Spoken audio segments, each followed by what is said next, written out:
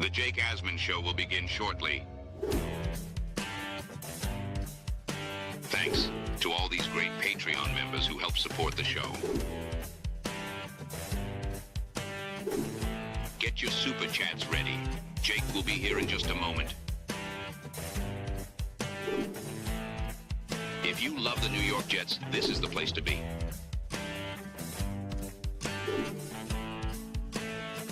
And now, the Jake Asman Show.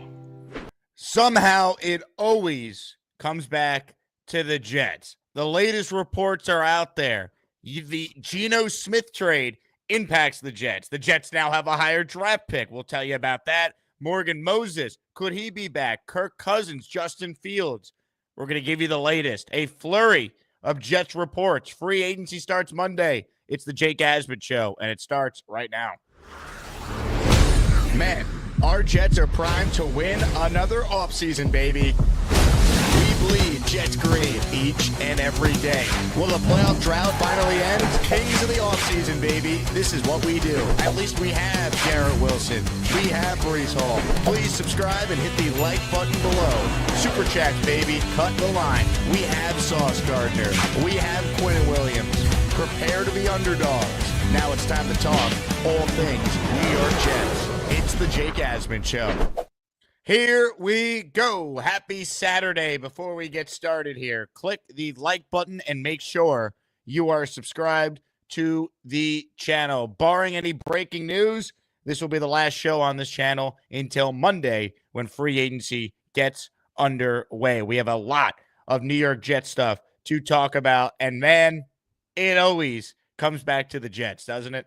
Last night, Geno Smith gets traded seemingly out of nowhere. So you have the old Jet quarterback being traded to a team coached by a former Jet head coach. So then the team that traded the old Jet quarterback can then pivot and reportedly sign another former Jet quarterback to take over. Geno goes to Seattle. Sam Darnold is reportedly the top target. And let's break this down here, right? If you're Seattle, you're not making the move, trading away your starting quarterback, unless you already have something pretty much locked in with who your new quarterback is going to be. Now, these reporters can't come out and say it's a done deal between Sam and Seattle because technically you're not allowed to talk with agents yet, but every team does it, right? Notice how when legal tampering will start Monday at noon Eastern, these multi-million-dollar contracts are seemingly negotiated at 12:01, 12:05. So we know there's agents talking with teams through back channels all the time. So let's call for what it is. Sam is going to go to Seattle, barring some unforeseen thing at the last second. And the Jets are obviously impacted here if you think about it. The quarterback carousel is starting to spin. By Geno getting traded and no one foreseeing that, Sam now goes to Seattle. Well, the Raiders were a possible destination for a plethora of quarterbacks the Jets might have been interested in, Justin Fields being one of them. But specifically now with Fields, let's talk about this from this standpoint real quick. Russell Wilson was thought to be a target for Pete Carroll and the Raiders. If Russell Wilson had went to the Raiders, all of a sudden are the Steelers more aggressive to try and keep Justin Fields? Now, all of a sudden, we know Russell Wilson's not going to go to the Vegas Raiders. The Jets are also impacted by this trade because now it doesn't necessarily mean the Raiders with a 73-year-old coach are going to take a quarterback in the draft. They've been linked to Shedeur Sanders. Now, they could still take him, and he could sit behind Geno Smith, but there's reporting coming out of Las Vegas that they're going to extend Geno Smith by a few years, which is pretty wild that Geno Smith's about to get a contract that's going to pay him over $40 million a year at age 35. But that's the going rate for quarterbacks now. Geno, with a year left on his deal, will probably get a 2-year extension. So that now could preclude the Raiders from going quarterback at 6 if one of the quarterbacks is there they like. All of a sudden, the Shedeur Sanders to the Jets talk, if we assume Cam Ward is off the board at number 1 or within the top 3, Now it's real. He could make it to 7, let's say. So, man, does it always come back to the Jets somehow, some way. Now, the other impact, and this truly is astonishing that no one knew this. No one on the Jets beat reported this. Not one national reporter had this until yesterday. This is amazing. Mike Garafolo was the first reporter to point out what you're seeing here on the screen. The pick that the Raiders traded to the Seahawks in the Geno Smith trade last night was the pick that the Raiders got from the Jets in the Davante Adams trade back in October. Here's what people don't know, though.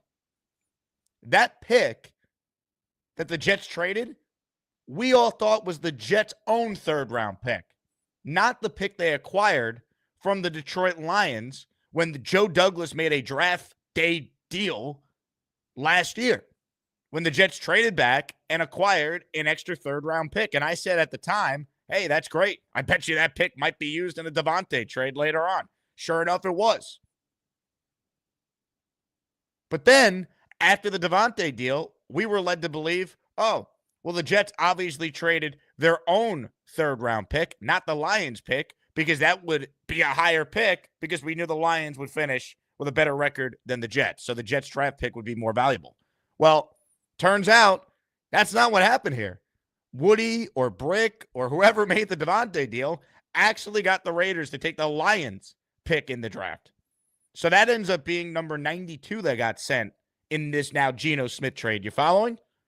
So that means the Jets actually own the number 73 pick in the third round. That's almost 20 spots higher in the third round than where we thought the Jets were picking. So the New York Jets now, if you look here on the screen, actually have now 3 picks in the top 75. That is a lot better than having the 93rd pick. Darren Muji and Aaron Glenn just moved up 20 spots in the draft without doing anything. Now, that is some good GMing, folks. How about it? But you see the Jets list of picks here, folks. 7, 42, 73, 109, 146, 157, 188, and 209. They have a first rounder, a second rounder, a much higher third rounder, a fourth rounder, 2 fifth rounders, and 2 sixth rounders. So this is significant. And it's amazing how not one person on the Jets beat or any reporter knew this.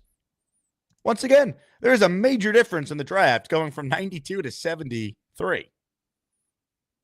So the Davante trade looks honestly a lot better. It really does. That's why I will not freak out over that move. It didn't work ultimately. It was desperation. You tried to salvage the season, but it is what it is. Unbelievable, though, if you think about it. So now you look at the picks the Jets have. They have 3 picks in the top 75. Darren Muji, get to work. If you're tuning in live right now, click the like button and make sure you are subscribed to the channel. Yesterday, we announced the winners of our 17th ASMANIAC raffle. Congratulations again to Mike D's Nuts, A.D. Pugden, John Durowitz, Mimosa, and Jets Johnny. They won the Curtis Martin helmet, Darrell Rivas helmet, Don Mandarin helmet, Joe Namath helmet, and Kevin Mawai helmet. All those autographed by those Jet Hall of Famers. We're back with more raffle opportunities all week long. Ladies and gentlemen, our grand prize in our 18th ASMANIAC raffle is a signed, customized New York Sack Exchange jersey signed by Joe Klecko, Marty Lyons, Abdul Salam, RIP, and Mark Gastineau. 73, 74, 93, 99. Gift away for your chance to win this jersey. David Atkins is the first to gift during today's show. He is in our raffle for one with that membership gift. Some other Jets reports that we need to now break down following the quarterback carousel fully starting to spin with the surprise Geno Smith trade. There is a report this morning out of Pittsburgh from Alan Saunders, who's on the Steelers beat, that the Steelers and Justin Fields are not close together on a deal. There is also multiple reports out there that Justin Fields is expected to hit the open market. So you have people connected to the Steelers reporting it and others in the know. let's call it for what it is. If Justin Fields hits the market, I don't think he's going back to Pittsburgh. If Justin Fields becomes a free agent, you know where Justin Fields, I believe, is headed? He's headed to the Jets. I told you guys at the Combine last week, the thing I heard more than any other thing being there was Fields and the Jets. Where there's smoke, there's fire. Now you have this coming out last night from Jordan Schultz that the Jets are high on Justin Fields according to multiple sources. And then this just reads like it's directly coming from Fields' agent, because why would the Jets put this out there? They love his athleticism, leadership traits, ability to move the pocket, and maybe most importantly, believe his best football is ahead of him. Could Fields be Darren Muji's first big free agent signing? This just screams Fields' agent putting that out there, but this also screams what the Jets will put out there in the press release as well, or what they'll tell the beat, the decision-making, what they saw. My prediction for who the Jets sign is going to be Justin Fields. I've been saying it now for about a week and a half. Really, ever since I would say like the Wednesday of the Combine last week. I've said on this show, on the record, I think they're going to sign Fields. And now that we have pretty much confirmation he's going to hit the open market, I think I'd be surprised at this point if Justin Fields is not the Jet quarterback. Now, do I think the Jets just hand him the job? I think they're going to make him compete with Tyrod. But I think Fields would win that job. You know, what will the contract look like? I could see it being 2 years, $20 million, with an out maybe after the first year. I would sign Fields. I don't see any of the other options being that appealing. Do I think Justin Fields is the Jets' long-term answer? No. But at least there's a chance he might be. He's only 25. He's got a unique skill set. You could potentially win games with him. So I'm not going to sit here and celebrate a Justin Fields signing, because I don't think he's that great. But he has a chance to at least prove us wrong. He at least is someone with potential to be a long-term answer. You sign Kirk Cousins. You sign Marcus Mariota. I want everyone to then repeat after me with the 4th pick in the 2026 New York NFL Draft, the New York Jets select, because that's where this bull you-know-what is headed if they go down that path. And by signing Fields, it also doesn't preclude you from still potentially drafting a quarterback if there's someone you like, which I would expect the Jets to do on either day 2 or day 3.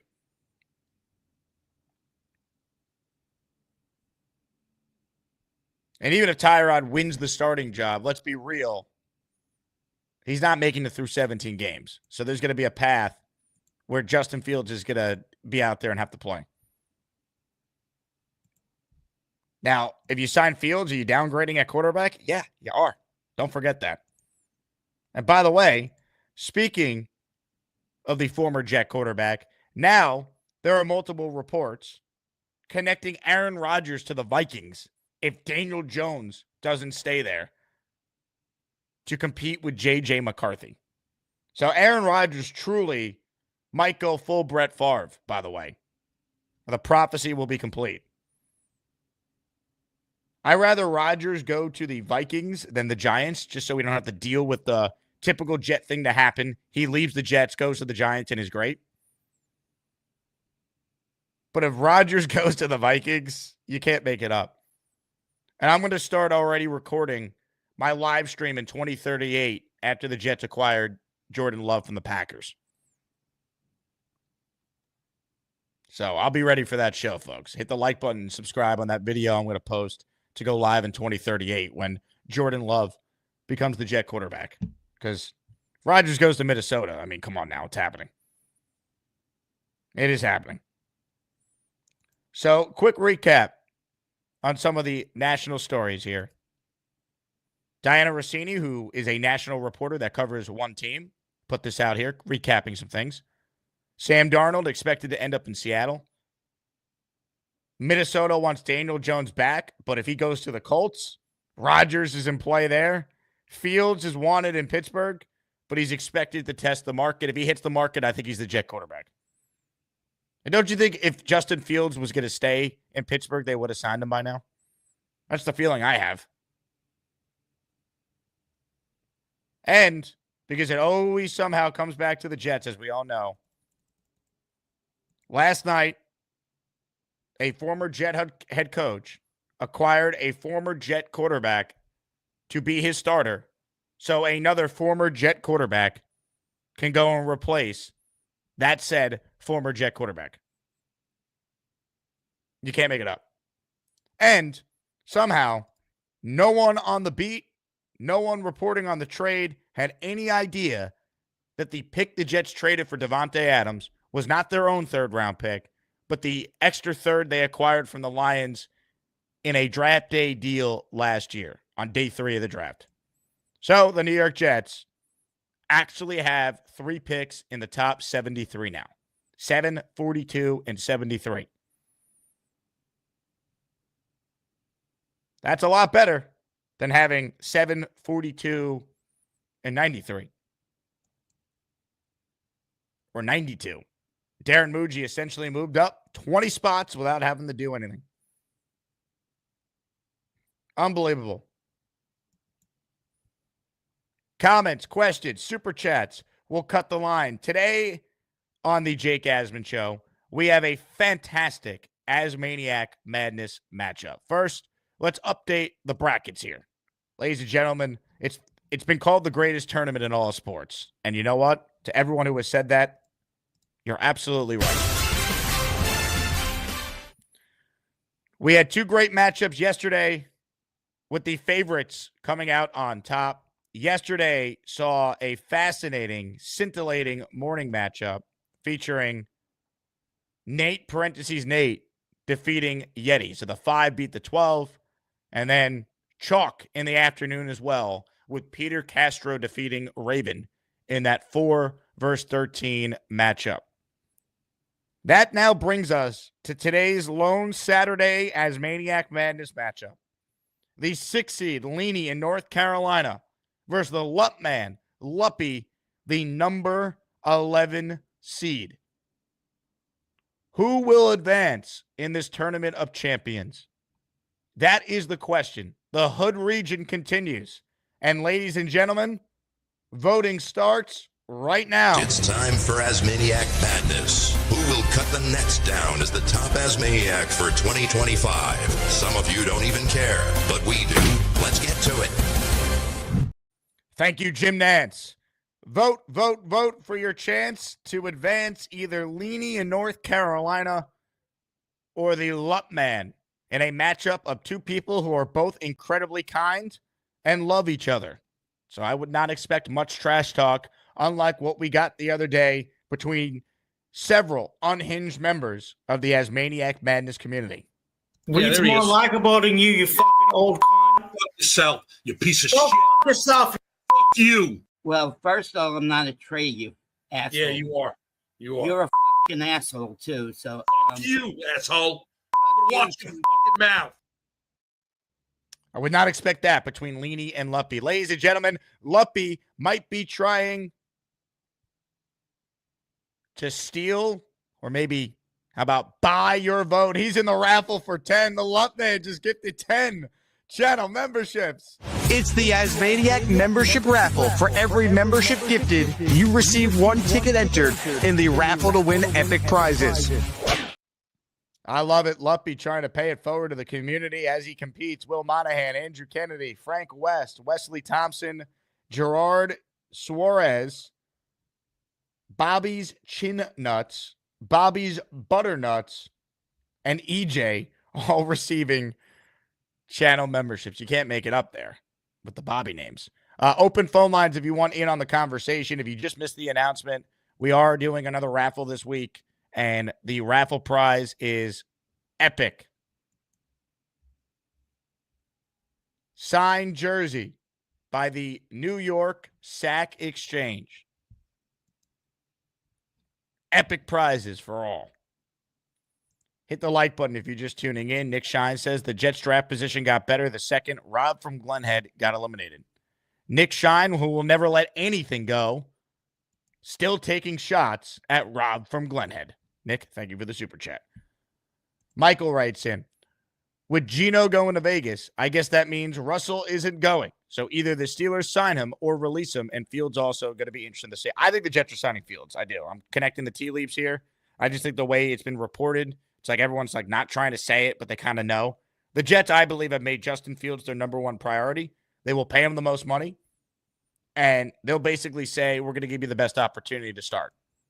I don't think they'll guarantee him a starting job, but I think it's going to be implied. That's my feeling on it. Man with a rake is in the Asmaniac raffle for one by gifting one channel membership.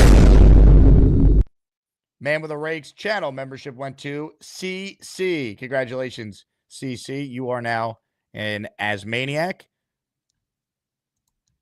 Let's see. Comments, questions, super chats. We'll cut the line.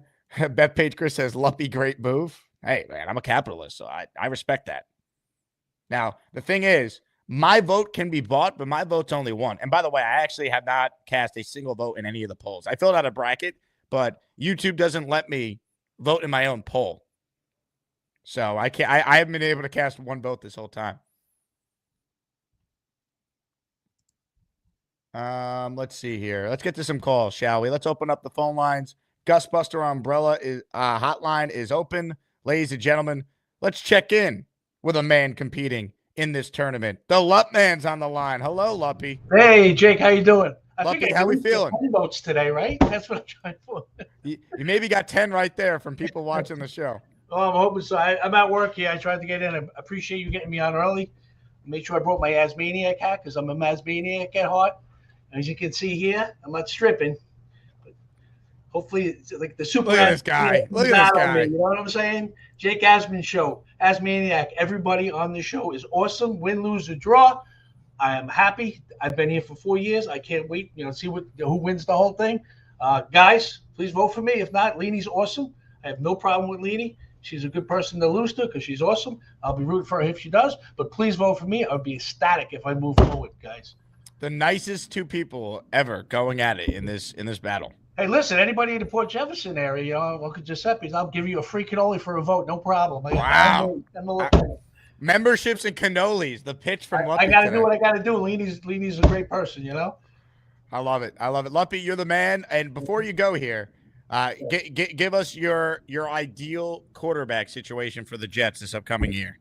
My ideal quarterback for the Jets is Jameis Winston. I keep Tyrod Taylor in the back and then get somebody back up in the draft, or if you like somebody, put them in the draft and develop. I like it. I like it. Luppy, you are the man. Thank you so much, man. Jake, you're the best. Ladies and gentlemen, the Lupp man, as Boomtown Coin did a good old-fashioned nice-off today between Luppy and Leenie. Truly, I bet both of them, the nicest people. The total opposite of the Rob versus Weed matchup, which left a lot of bad blood on both sides. And it wasn't even necessarily Rob and Weed talking trash the other day. It was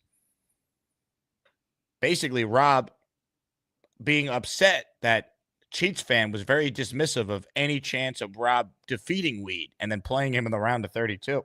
Let's review the tape one more time. Weed's more likable than you fucking old con. Fuck yourself, you piece of Go shit. fuck yourself. Fuck you. Well, that escalated quickly. Jesus, come on, gentlemen.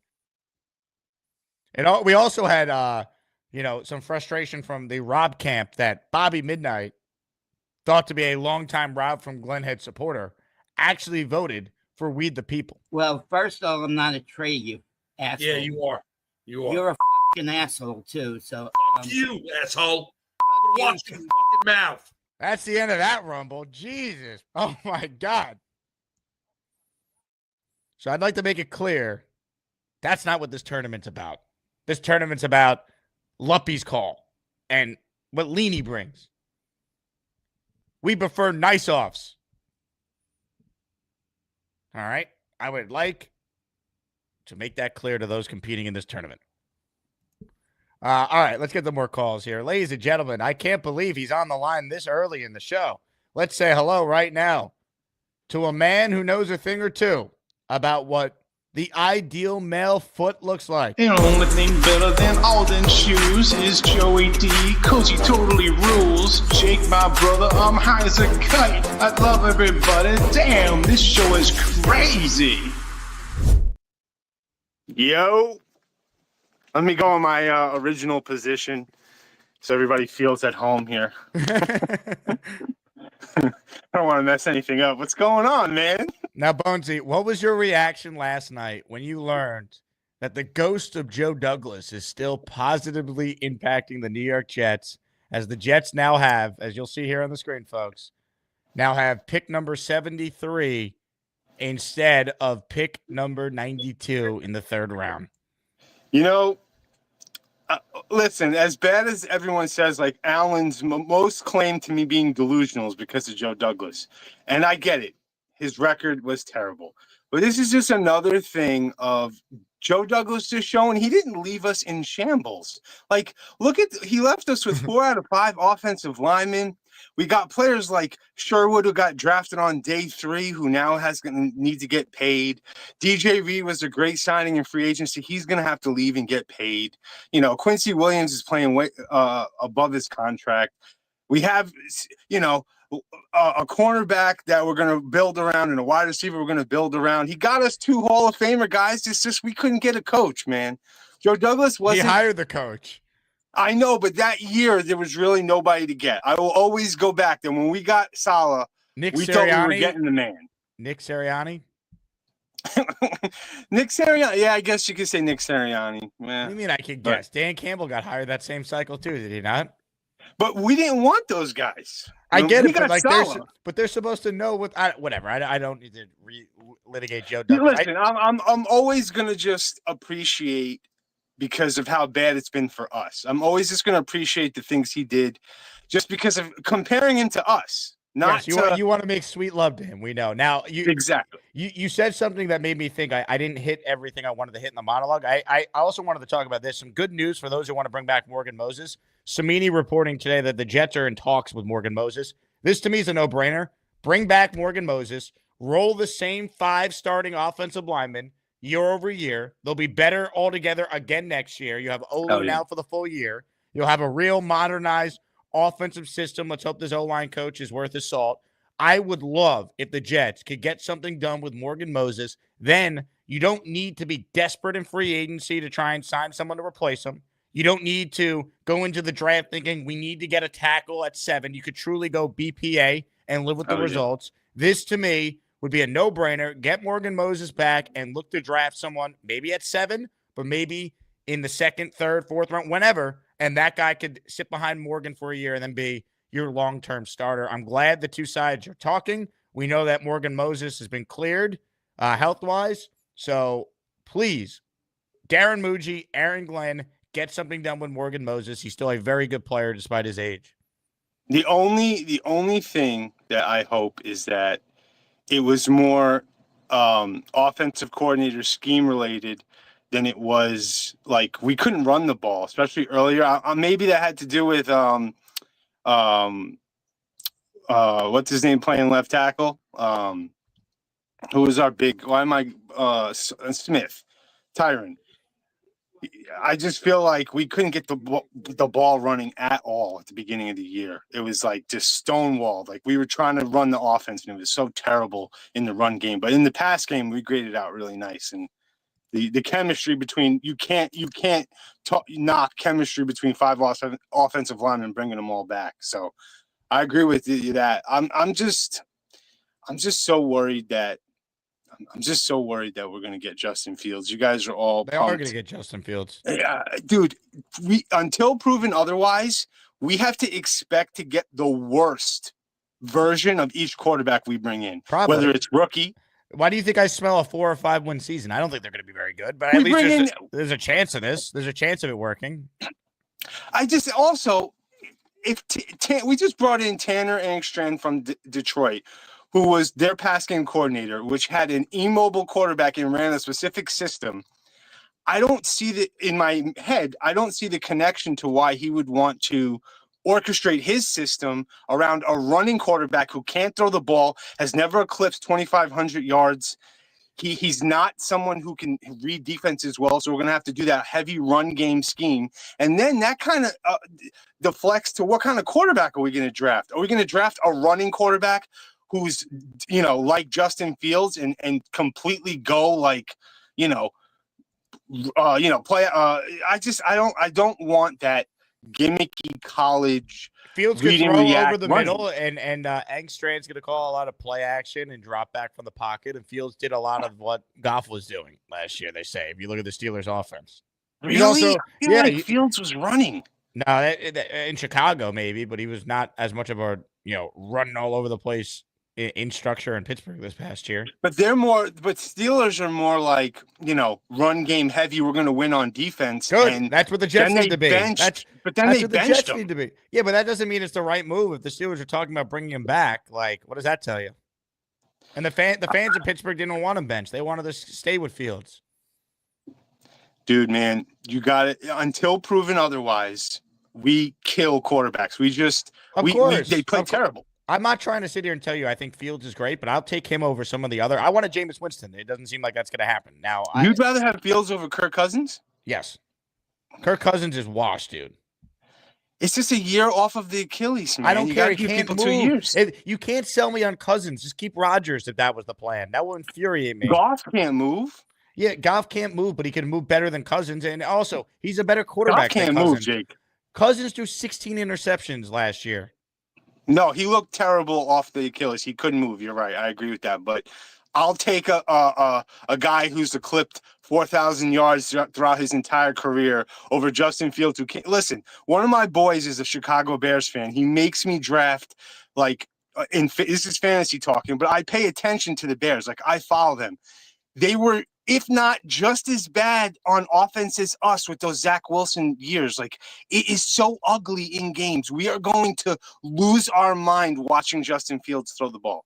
So, we're going to completely jump ship on him after a couple games. Unless he's good. Do you think Sam Darnold was going to win 14 games this past year, or Baker Mayfield would turn into a top 10 quarterback? But back to my point that until proven otherwise, right, we do not get the best versions of quarterbacks. And until proven otherwise, Kirk Cousins sucks too. So you might as well take a guy who's young and can run around, and there's at least a hope he could be your long-term answer. But Kirk Cousins only sucked off his first year, and now he's another year older, and he can't move, man. He can't move. He can't. But before his Achilles, Jake, Kirk Cousins was solid as fuck, man. He was solid. Okay, but that was before his Achilles. Justin Fields is gonna. I don't know. If we get Justin Fields and then Rodgers goes to the Giants, like it's gonna happen, I am ready to bet wagers on what's gonna happen with Rodgers, because if you guys think for a 1 second that Devontae and Lazard and everyone's not going to just follow Rodgers, and Rodgers, who's a Hall of Fame quarterback, we're forgetting, he's a top 5 ever. And he came to us and couldn't get it done on his second year off Achilles, and we're ready to throw him out of town. He's already gone. Everyone's turned on him. Oh, he's done. Did you watch those games? It's like, yeah, I did watch those games. And at least he could throw the fucking ball. For 15 years, besides the Fitzpatrick year, we couldn't throw the ball. It was 3 and out every time. Nobody is remembering how bad we've been.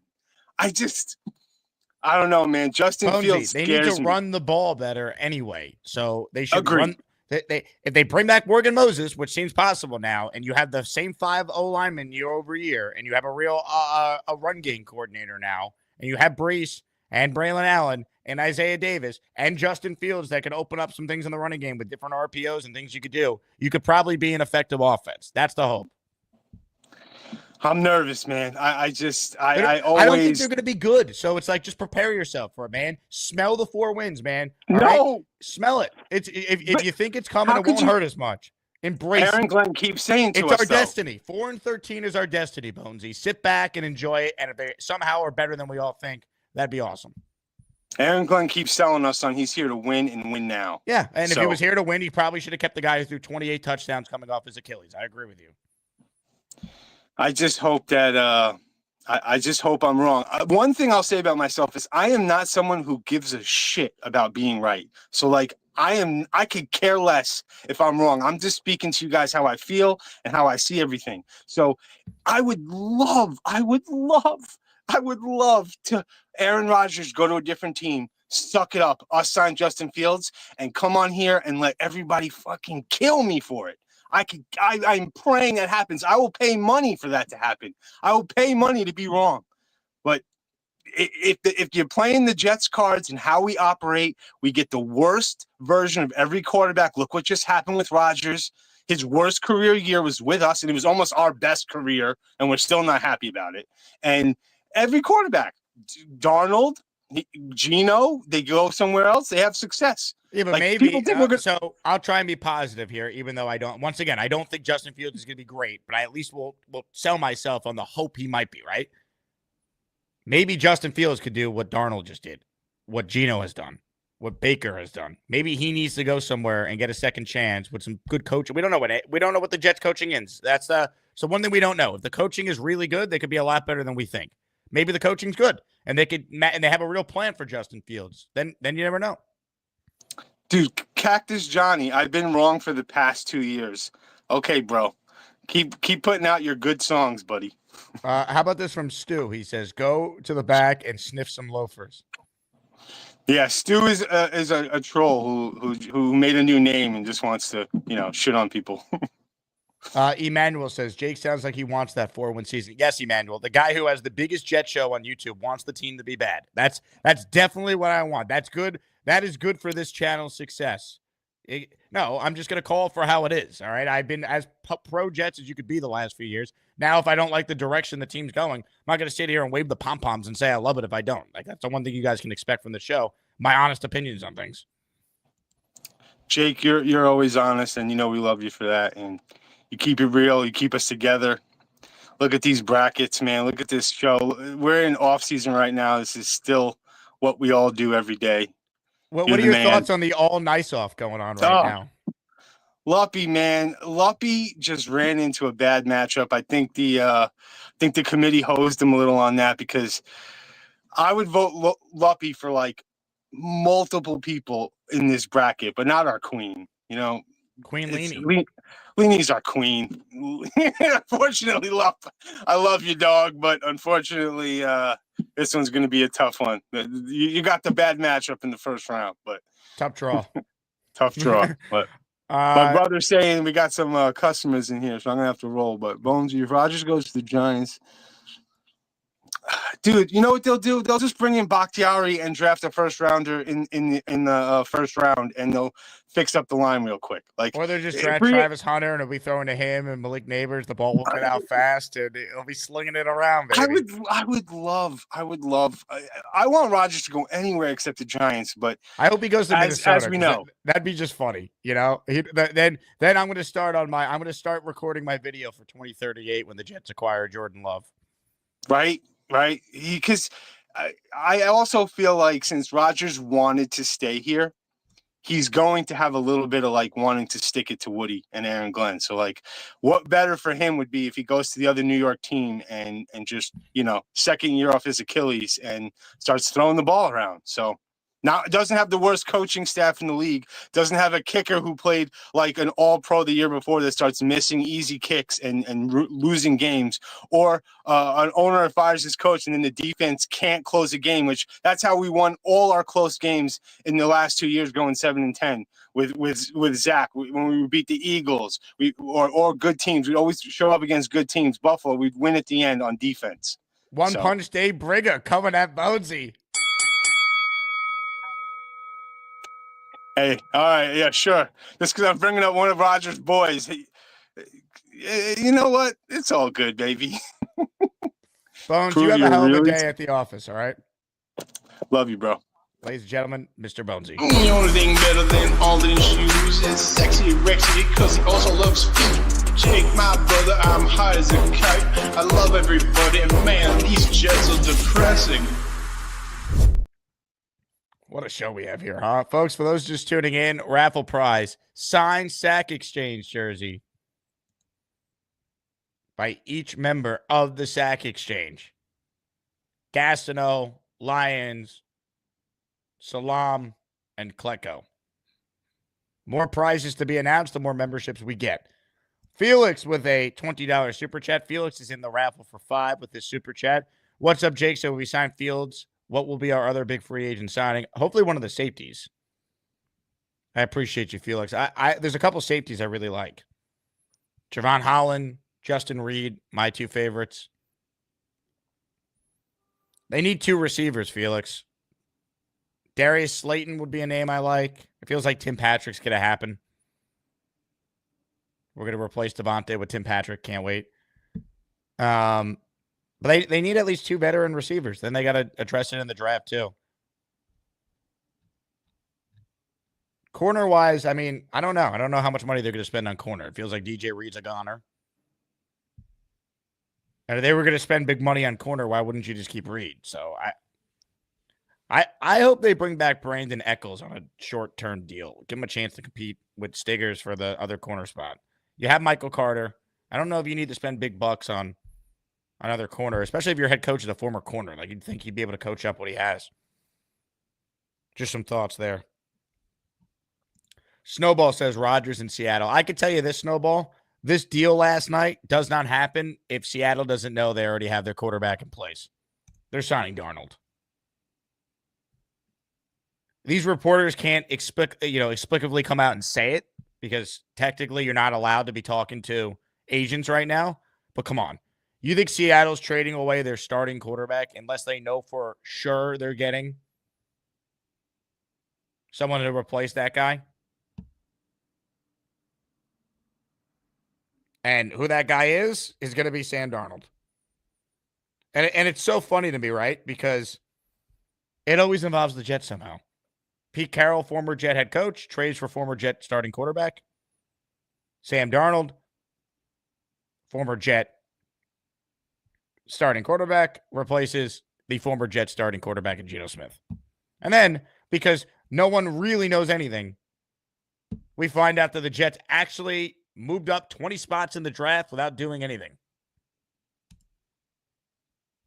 3 picks in the top 73. So for those of you who want to be optimistic, hey, if the Jets hit on each of those picks, have a real plan in place, a real coach, yeah, they could be a lot better than I think. My concern is I didn't want any first-timers. They hired a first-time GM, first-time head coach, and a first-time offensive coordinator. So until I see them actually prove to me they're good, I'm going to assume they're not. Or they're just, it's going to take time. So that's why I'm kind of down right now. But I hope I'm wrong. I hope they're great. And at least if they sign Fields, there's a chance he could be good. Do I think he is? No, I don't. But there's a chance. By the way, for those of you who want in on the raffle, if you join the Patreon for the year, not only do you save 15% with that purchase, but you get 10 raffle entries. And if you're currently a month-to-month payer on Patreon, if you upgrade, you also will get 10 raffle entries. More of your calls right now. Let's say hello to a guy who will make 13,000 points. His name is Neil, and he's next. Hello, Neil. I'm telling you, boy, you always give me a 13,000 points, and unbelievable. Do you read the chat? They all say it. JJ say that was the top 5 worst Bonesy call. You know, look, guys, there's no great call here. There's no great call. All we have is a choice. The choice is rotten eggs, it's bad meat, it's cow shit, it's really bad cow shit. These are our choices, everyone. These are our choices for quarterback in 2025. Hey, Neil. Hold on. Quick break so stations can identify themselves. Vote for Neil. Of course you can, because he's a great grandfather and he loves his children's children. And cigars. And of course, ugly sweaters. And he drives his friends to Jets games and has hot women all around him. Who the heck is that hot chick? And a beautiful, cute dog, of course. Here he is with some Jets players. I think this guy helped Aaron Rodgers end his season. And I don't know, is that Curtis Martin? Wow. Neil loves dogs, so vote for him. All right, we're back. Neil, continue. Hot women. That's my wife, man. You can take that up with Gator. Give Gator a smack on that one. Did you see that wedding picture? No, I'll tell you something. I was 23 years old. I was a baby. 500 people were at my wedding. Are you ready for Monday, Neil? You versus Indy Jets? Yeah, whatever. Listen, I don't. Well, listen, I don't. I'm very happy for the Queen Leenie. If I get by Indy again, I don't know if that's going to happen. Boy, I got to run into the Queen. That's gonna be, oof.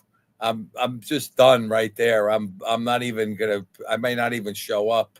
Hopefully, I'm busy that day. But anyhow,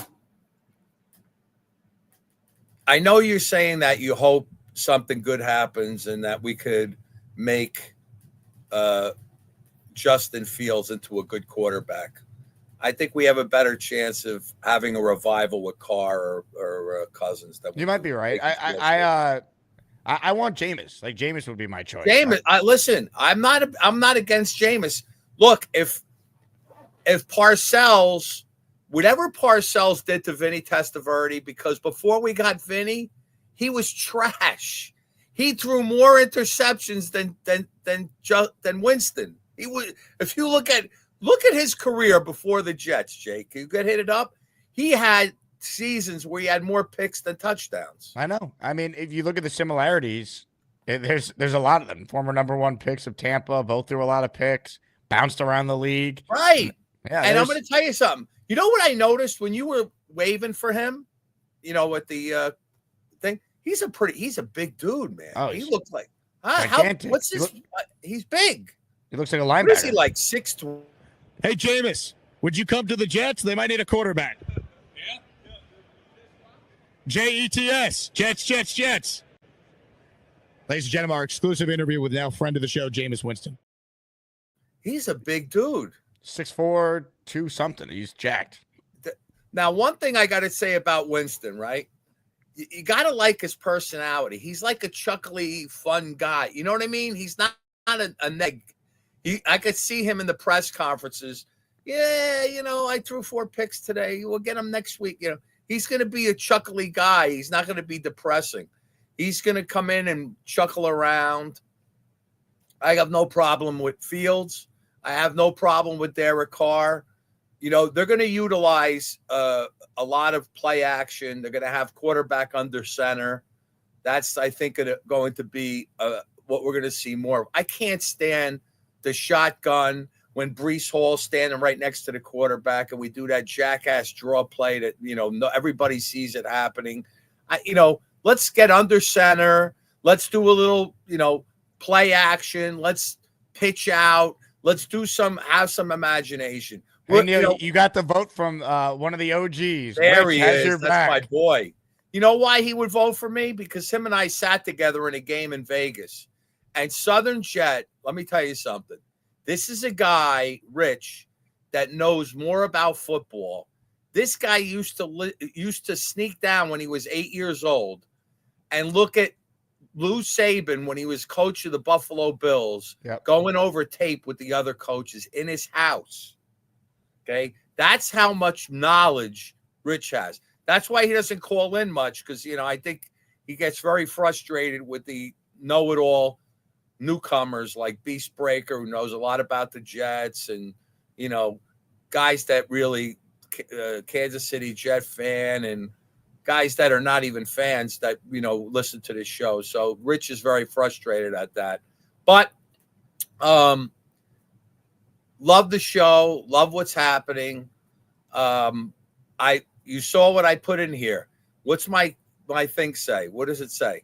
Let's lose the off season and win the regular season. I'm going to play Kramer here.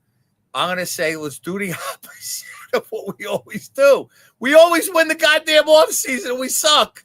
Can we maybe lose the off season and have a good regular season? Yay. Now, Neil, that'd be nice. Now, you and Jay Graves have to clear the air. Jay Graves just paid $50, Neil, to send you to the hall. What did you do to Jay Graves? Jeez. I have no idea. All I know is she was with me at T Squared, and I thought she liked. I don't understand. I don't get it. What I do? Now look what you've done. No more protection from the Asmaniacs. Had to pull you out of the chat and cast you down with the sodomites. Some time in here will feel like you've been run over by the lane train. You understand me? You catch my drift? Give him another 24 hours to think about it.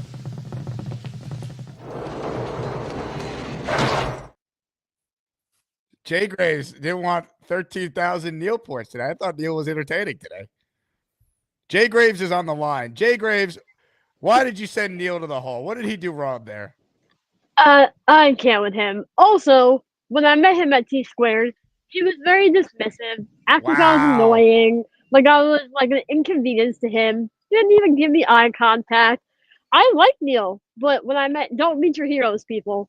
Wow. He's very condescending, very like basically like I'm a woman. You know, when you talk to guys and then girls don't know ball, that's the vibe I got from him. So this is stunning. Yeah, we need to get you two on the same page. You know, we No, we can't have this infighting. But yeah, no, and I'm poor as crap. Like that 50, like I might not eat this week, but I will send him to the hole. It's incredible. Well, I'll get you down for 10 raffle entries for a chance to win a Sack Exchange jersey. But I wasn't just on the line for him. I also wanted to be like, I am outside in a real background. Beautiful Jersey Shore day. I don't know if you know who I'm talking about, but you know, I have real backgrounds. Just saying. Looks very nice. It is. It's a nice day here. I am like you. Justin Fields I like. I said that lightly that I like him. Jameis Winston, did you see him on Bustin' with the Boys? I have not watched it, no, but I'd imagine it's very entertaining to hear him on that podcast. So I love Bustin' with the Boys, but the one thing I took away was he was talking about. They asked him like, what would you have done different? Like, you know, knowing what you know now, you're in the league 10+ years. He said when he first got to Tampa that he would be really upset when he lost, and he would like go and cry. And I know some people like think about whenever men cry, but he said like he would be upset and he would hide. He said he wished he had said it's not okay that we lost, because he said that you know, he would go to sorry, I'm reading all the things you're popping up. He would go to teammates and be like, "Oh, it's okay, it's okay." He's like, "No, it's not okay. We're losing." Just from a locker room perspective, I would love him. So yeah, but I think Justin Fields has more of an upside, like actually on the field. But I think that Jameis Winston locker room presence, I think like we could definitely like use that. So I know you've been talking about quarterbacks a lot. I haven't been on a lot. Like I try to call when I have something to say, not just to talk about myself. Are you excited to go up against BMAC in your opening round? I feel like that's not even it's like somebody said I have a bye week, basically. Look, I think I don't know. I think it really could come down to BMAC's internet in that one. Like I think he could. I don't think he's gonna win, but I think he might get the chaos vote initially early. Yeah, I think he'll get some votes. Yeah, it's not gonna be like I'm gonna say. I'll be somewhere in the 70s. I'm not saying I'll be in the 80%, but maybe like 70. Beastbreaker has returned. Jay Graves, nice job sending Neil to the hole. Never thought I'd be a fan of Beastbreaker's comments. Beastbreaker and Jay Graves, a new friendship is budding here. Oh shit. Also, I got my Asmaniac shirt on today. It's a little bit chilly, but I only have the tank top because again I'm poor. I need some more merch. And once I save up, I'll get some more. But you would rather starve by sending Neil to the if it means you send Neil to the hole. Yes. That's amazing. That's I'll tell you what, Jay Graves, yeah. if you get to the Final Four, I was talking about this with Gator. I want to make you know how like in the actual March Madness they have like the shirts for the teams that get to the Final Four. We're gonna have a region shirt for whoever comes out of each region. I gotta go against Lane Train, so like I'm cooked. That's tough. It's like also I got Phenom and Kyle. They're both great callers. So I mean I'm just assuming I'll get past BMAC, but my second round is not going to be easy. So I respect both those callers. Potentially get to the Sweet 16. There's a path to it. I mean, there is. Where is Phenom? Well, okay, I mean, in my bracket, I have Kyle because I will say Kyle is one of my top callers. I love when Kyle calls in. So when I saw I was against him, I'm like, oh, crap. Like, that's going to be a rough one for me because I like Kyle. But again, I'm Jay Feisty in the tournament, so all bets are off, man. Again, Jay Feisty don't care if she eats. Jay Graves might want to eat. Jay Feisty doesn't care. Leenie, I'm just watching Leenie off air die of laughter here. I'm going to her next. I love it. Hey, the 4%ers are about to be 5%ers. You're a big Let's part of it, Jay go. Graves. So I Let's appreciate go. it. Great I call. also love everybody. Have a good weekend. Ladies and gentlemen, Jay Feisty, fresh off of sending Neil to the hole. How about Leenie in North Carolina? She's competing against Luppy right now. She just dropped 5 channel memberships for the people. Ladies and gentlemen, this is for Leenie. Andrew William Frazier IV, NB, Mike Mono, Clap City, Jason Ratcliffe, all receiving channel memberships. Those are 5 entries for a chance to win a signed jersey by the New York Sack Exchange. And I got some breaking news. You ready for this? Prize number 2 in our giveaway next week for the ASMANIAC raffle is a signed helmet by each member of the New York Sack Exchange. So signed jersey by each, signed helmet by all 4 as well. Those are the top 2 prizes in next week's ASMANIAC raffle. It's Sack Exchange themed. So for all the 80s Jet fans out there, you got a chance to win either the signed helmet or the signed Sack Exchange jersey. So gift away for your chance to win. Before I bring Leenie on, I'd like to note that the number 1 overall seed in the tournament, Charles Gorman, says that he'd vote for Neil over Indy Jets. So Neil, Jay Graves definitely not voting for you, but Charles Gorman definitely voting for you. It's gonna be fascinating. With that said, let's say hello to one of the greats. She's in action right now. We're watching it unfold in real time. The number 6 seed in the Hood region, who currently has a 67-33 lead over the Luppman, Leenie in North Carolina, is up next. Hello, Leenie. Hello, Jake. Hello, Asmaniacs. Oh my God, I was laughing. I wanted to come on and talk with Neil because I was going to tell him you do not want to go against me. Ooh, that's a great matchup. I think I will whip his butt. I think you're Sorry. going to. I think it's tough to vote against you, Leenie. You're too nice. Well, I'm going to try anyway. I might be nice with Luppy, but Neil, I may have some little horns may come out.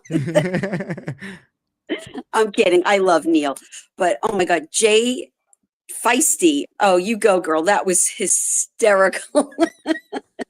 I love Jay Graves. She is the best. She's the best. But yes, so I wanted to come on and just say, so far only 4%, but now we're 5%ers.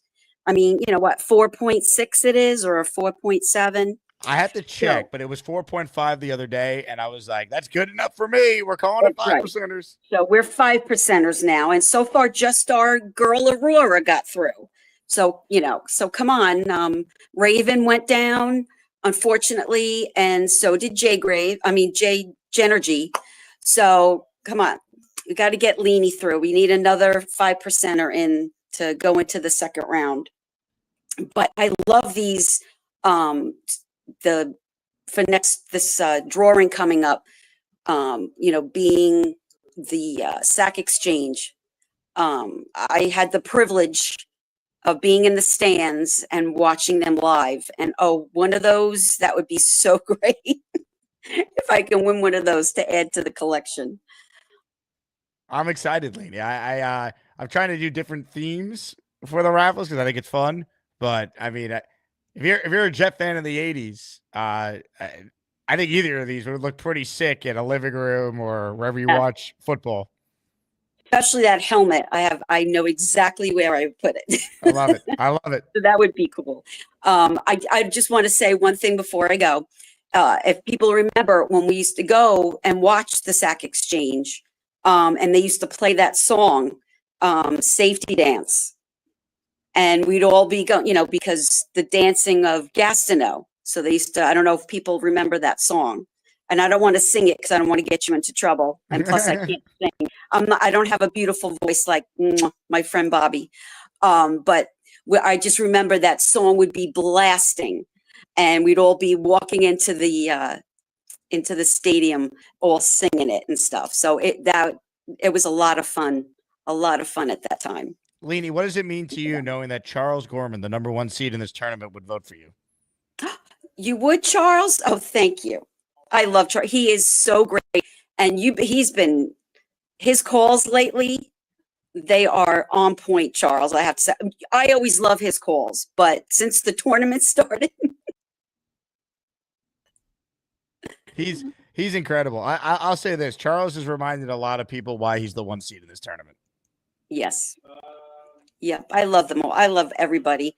So, all right. Well, thank you, Jake, for letting me come on. Leenie, you're crushing it right now. I mean, you're getting a lot of votes from the community, and Luppy's a great caller, so that's a testament to your greatness. I know. It was very hard, and I know some people. I know Philly Noodle said something, and somebody said something. A couple people in the Discord, like, "Oh yeah, the nicest," and like with the rolling eyes or whatever. Sorry, I can't be yelling at Luppy and cursing at him. That's just not my style. So your style is opposite of Rob from Glenhead and Cheats fan. Even though the drama is great. Okay, everybody loves drama. But especially with Luppy, come on, Luppy is such a great person. And I'm not going to be on there cursing at him. I can't do it. I agree. Luppy didn't piss me off. Leenie, you're awesome. I understand. Look, it's not over yet. It's not over till Charles No, Gorman it's not, farts, it's as not we all over know. till it's over. But that's right. Continue to crush it, Leenie. You're doing a great job. All right. Thanks, guys. Everyone have a great weekend and enjoy your friend's wedding. Thank you very much. It's time for ASMANIAC Madness. Who will cut the nets down as the top ASMANIAC for 2025? Some of you don't even care, but we do. Let's get to it. I think the funniest part about the Jim Nance, some of you don't even care. Way more of you care than I ever could have imagined. When I got 3,000 people that watched a Selection Sunday show for 3.5 hours where we didn't say the word Jets once, that's when I knew we might have something with this tournament. Unbelievable. Hit the like button if you're just here to get some super chats before we get to more of your calls. Jerry wants to know, where do you vote? There's a poll in the chat. You have to refresh your browser if you don't see it. That is how you vote. Voting is only done during the show live. So if you don't tune in every day, you can't vote. Some of you I know went out of your way. Maybe if you can't watch the show live, you pop in when I am live, vote, and then watch the rest later. That's allowed too. That's how we had like 810 people vote in the Beastbreaker versus Brigham matchup. The most amount of votes in any matchup thus far. Now, it's going to be interesting this upcoming week when we do this tournament because free agency is going to bring in a lot of people who don't watch the show every day who are going to be back. So how's that going to impact voting? Will some of the OGs who that audience remembers well from just being a part of the show the last few years, will they favor that caller, that ASMANIAC, over a newer caller who they don't know as well?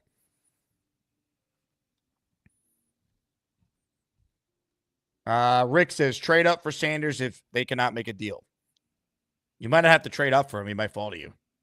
That's the other ramification I'll repeat for those tuning in of this Geno trade last night. Raiders don't need to take a quarterback at 6 now. Let's assume Cam Ward is gone. Because there's 2 teams in the top 3 that all need quarterbacks. Let's say Tennessee takes Ward or the Giants. Let's say Hunter's gone, Carter's gone. New England's not going quarterback. They'll take a lineman. Jacksonville takes Graham. Raiders take Genty because they're trying to win with 73-year-old Pete Carroll. Shador's there at 7. Are you taking him, Jet fans? That's going to be the debate. Duncan with a super chat. If you were a GM, would you have any concerns with drafting Sanders considering he's only been coached by his father? I have concerns with him in general, so I would need to really vet him. And if they take him, they better be right. Eugene says, Fields fan here. Y'all are going to love him. There's upside, Eugene. I don't think he's great, but he has talent. You can't dispute that.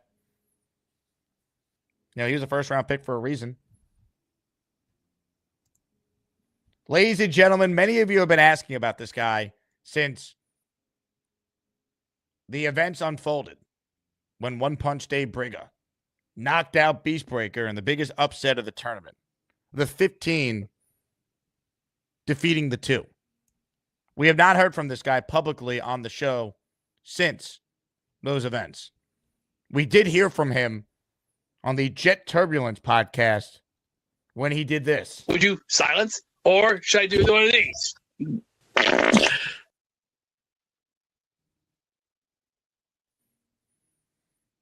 For the first time on this show since One Punch Day Brigga one punched him out of Asmaniac Madness, we say hello to the Beast. Beast Breaker.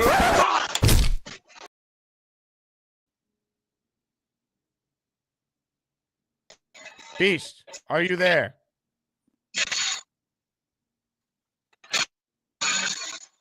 Beast Breaker. Beast.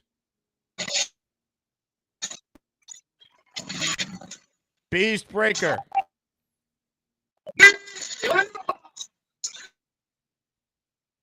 Would you silence or should I do one of these? Doesn't appear like he's there. Ladies and gentlemen, Janice Jet with a $20 super chat. Leenie and Luppy, true winners. Love you both. In the raffle for 5 is Janice Jet. Thank you, Janice. And I agree with you. Ladies and gentlemen, we gave you Beast Breaker farting. And all of a sudden, the bat signal went up. The people demanded this guy to call in. And he has. You'll never get my chicken soup recipe. I'm not saying that Lowski takes steroids. Please, some Luppy. Hey, Charles! Who is that lovely lady? Sing it this way, Charles!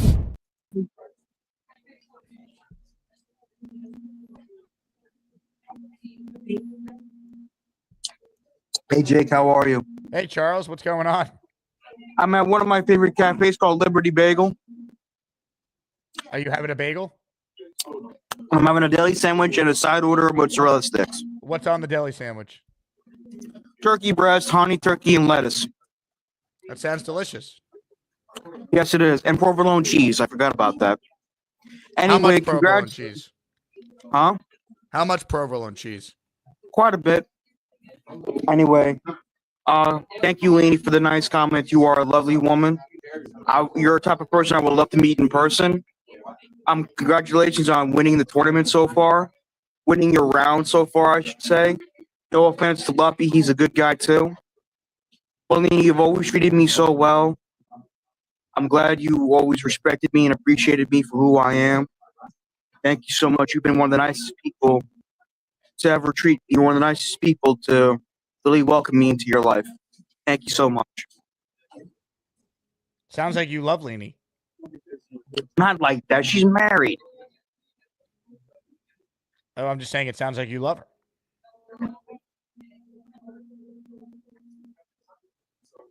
I noticed Like you what? shaved, Charles. Yes. I mean, I like Leenie, but I don't have romantic feelings for Leenie. But I mean, she's an attractive woman, but she's married. She has kids. I see. But at one point, she has a very lovely personality. Would you like the Leenie family to adopt you? No, I'm happy with my family. Thank you. Are you? Yes. Are you sure? Yes, Jake, I am. Tom A says Charles only wants a friends with benefits situation. That is not true, Tom A. Stop with the bullcrap. I do not want a friend with. He's allowed to offer his opinion on the situation, no? I want a romantic companion, not a friend with benefits. A romantic companion. Interesting. Let me see if I can find one for you. Is that okay? No, I prefer to find one on my own. Anyways, I need a job. I need to get my stuff together. I'm gonna move into my new place soon. Now, how are you moving into a new place without a job? How do you pay rent? I'll let Social Security take care of that. Social Security. Interesting. Anyways. Do you think the guy in the blue knows he's on one of the biggest shows on YouTube right now? No. The guy behind me? No. Yeah. Ask him if he's a Jet fan. I'm gonna ask a random. Excuse me, sir. I'm sorry to interrupt. Are you a Jet fan? Huh? He's a soccer fan. I'm so sorry. I'm on the Jake Asman show. I always apologize. I'm so sorry. He says hi. Ask him who he has as Maniac Madness. Okay, ask him. I don't want to take too much of this dude's time. Come on, he's with a friend. Ask him if he thinks that you're going to cut down the nets. What? Ask him if he thinks you're going to win the tournament, if he'd vote for you. He doesn't know what's going on in the tournament. Explain to him the tournament. It's not that complicated. Say that you call into a show, and does he have your vote when it's your day to compete? More importantly, ask him who he beat. Ask him? Yeah. Jake, I'm not going to waste a dude's time with random questions. Now, I don't think you're wasting his time. I don't think he realizes who you are, Charles. You're one of the more famous people in the New Jersey community right now. I'm just a regular guy, Jake. Anyway, you put I your am very pants on the same surprised way? that the Raiders traded for Geno Smith yesterday. That surprised the hell out of me. Hey, before we talk about that, can we bring up the fact that I said, ask the guy if he's a Jet fan, and then you said you're not going to do it, but then within 3 seconds, you then did it? Yes, I know that. Ask him if he thinks the Jets should take Dixon Hole at 7. He's a soccer fan. So he doesn't have an opinion on the NFL draft? No, he doesn't. I'll talk soccer with him. Is he a Premier League fan? Ask him who his club team is. I am so sorry about this, man. I'm so sorry about this, ma'am and sir. My friend wants to know if you're a Premier League fan. This is Jake Asman. He is an ESPN radio show host and a YouTuber like me, but he's been doing it longer than me. Hi, Jake. Good morning. How's it going? Yeah. How's your I guess it's lunch at this time. Quality meal there? It's really good. Yeah. He's a Pokemon. He's not a sports guy. I see. Well, a little bit. You guys don't know this, but the guy in front of you there, right? That is making this connection. I'm a His name pretty is famous guy so far, but not a super famous. Okay. I have a YouTube channel as well. I talk about my love for sports, video games, comic books, movies, television, stuff like that. My YouTube channel is Charles A. Gorman. Locked and loaded. You're a Pokemon fan? I grew up more of a Digimon fan, but I haven't followed it in a long time. Yeah, Oh my God. A lot of kids, when I went to school, they would always bring their Pokemon cards to the bus. Not that I would complain, but they did it a lot. And I never really, Pokemon wasn't my thing. Like, I understood why it was popular. To me, I was like, man. I know that. So does Yu-Gi-Oh! Anyway. Charles, explain to them as Maniac Madness and tell them that you're the #1 seed in the tournament. I'm the #1 seed in this guy's tournament, like for Fan Madness. I'm the #1 overall seed, surprisingly. Do I think I'm going to win? Probably not. I'm just taking it one day at a time. So for my friend Leenie from North Carolina is winning her matchup. Tell him what it would mean to you, Charles, to win the chicken soup region named after your mom's famous chicken soup. He named the region after my mom's chicken soup. One day I called into the show. I said I had my mom's chicken soup, and everyone made it crazy about it.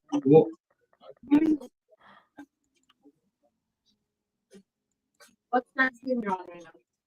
Oh, there's a StreamYard. Tell them to search Jake Asman on YouTube, and they can read all the comments about them. Asman. ASMAN. It's not Asman, it's Asman. Yep, only one S. Oh my God, you put Asman. She found your channel, dude. That's great. Well, tell her 400 people are infatuated with this conversation. Not to mention potentially over 40,000 subscribers checking it out later.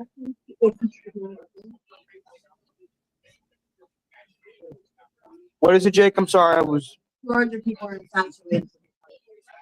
400 people. That's a lot of people.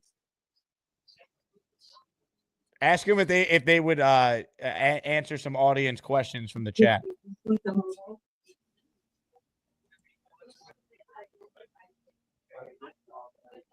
Thank you, Gary King, for that comment. What happened? Oh, Gary King says I'm sure why the #1 seed. I don't know about three-peating, but I'm so sorry about this. Are you guys from around his area? Oh, I love Metuchen. It's a very beautiful area. My brother used to take piano lessons in Metuchen when he was a young kid. His piano teacher was very nice, very good too. He used to take singing lessons in Metuchen too, right, Edward? Take singing lessons in Metuchen? Yes. My brother has a great singing voice. Not like Josh Groban-esque, but it's very nice. It's the truth, though. Seriously, he has a great singing voice.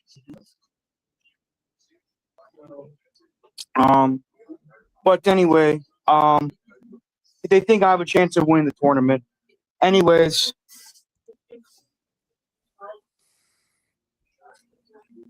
Charles, what else is on the agenda today? Obviously, you're out and about enjoying a nice deli sandwich now. What else you got for us? Well, I'm just, spending time with my brother right now who, as I told you before, got a new job. He's a paraprofessional in Westfield. That's an area where he'll be making a ton of money. I'm happy for him. Very happy for him. I need to get a damn job myself. I need to get back to working. I can't just sit home, lay down my fat ass and do nothing. Excuse my language. Bill M says, Charles, ask Jake to Venmo you money for their meal. Oh, stop it. They already paid for their meal. My brother and I paid for our meal already. Did I pay for that with leftover money from No, Moviegate? you did not. Stop it. I'm just asking. I don't know. How much was the bagel, Charles? Or the sandwich? It wasn't a bagel. It's a deli sandwich on a Kaiser roll. See, look at it. Well, how much was it? Tell me right now.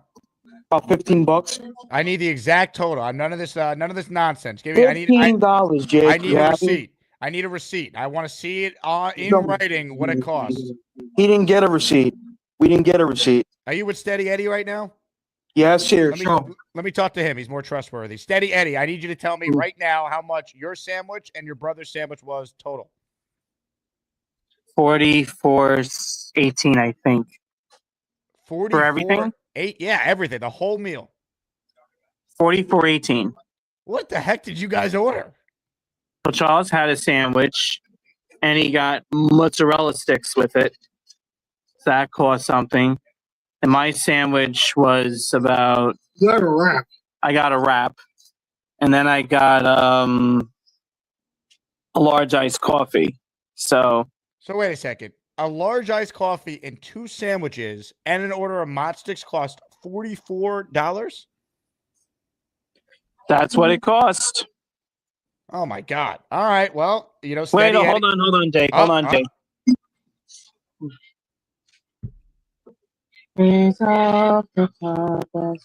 Does this lunch cure cancer? Jeez.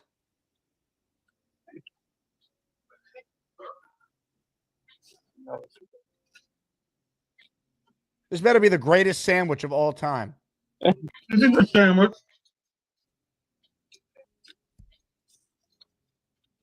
$44.35. I'm sorry, $44.35. $44.35. Wow. All right, Charles. Hello, man. Check your Venmo in 5 seconds. Good. How are you? I'm out with Charles. What? Yeah, because you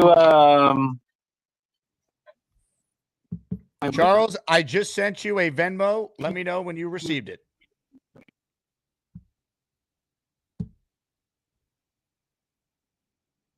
Charles? Now look at this mug. Look at this mug shot. Charles, call back. I think the second one. Excuse me. This better be the greatest lunch of all time, but done deal. Paid for by the Asmaniacs. $44.35 to Charles Gorman. That was worth it. That was an epic call from Charles. I believe he's actually back. Let's see if he got the Venmo. Hi, I'm Charles, and I'm going to talk about Spider-Man and movies and sports and video games and maybe hot chicks. Yes, Jake, I got it. Thank you so much. You got the Venmo? Yes. All right. Now, this bill better have been $44.35. This better not be Moviegate again. It's not, Jake. Trust me. Now, Dave Briggs says I'm an enabler for you, that you need to work. I need to work. I need to get a job, but I'm trying to set up a appointment with Project Hire. It's an organization in New Jersey to help people get jobs, like myself.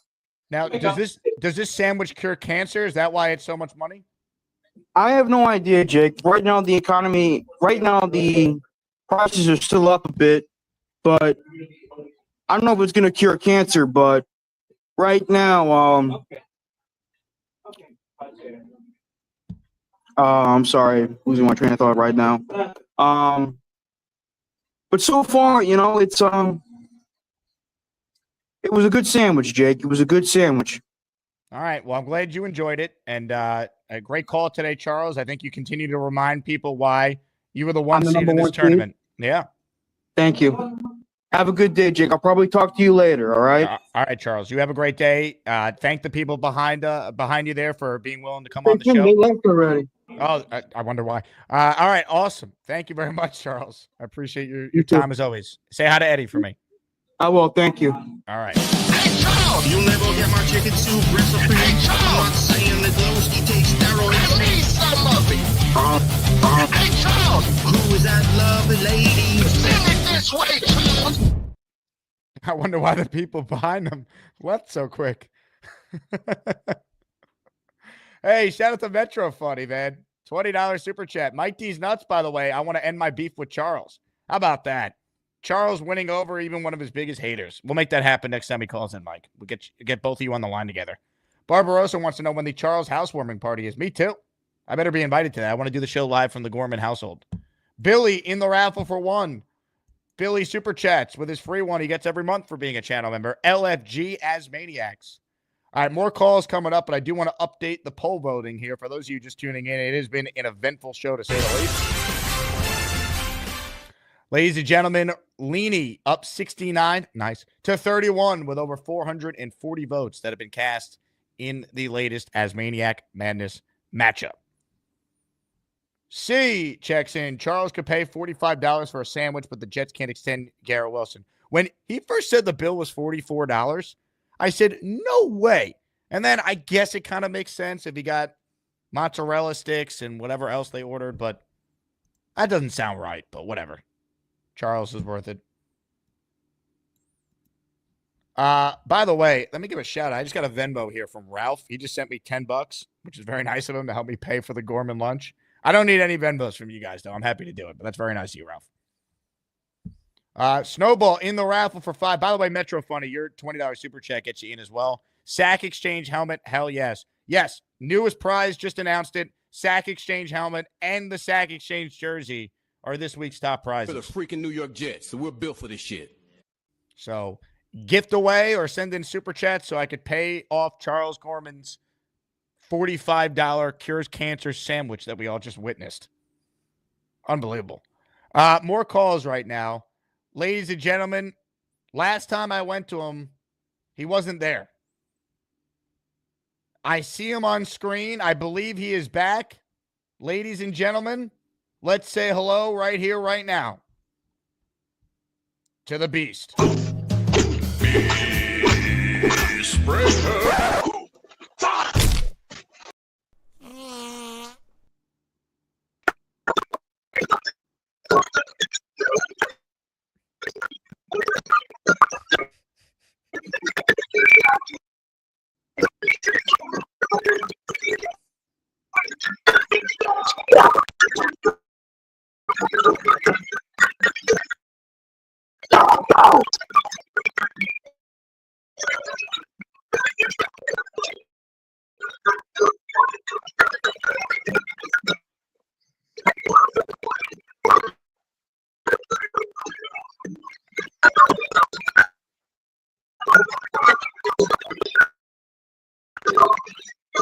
There's gonna be a lawsuit coming your way.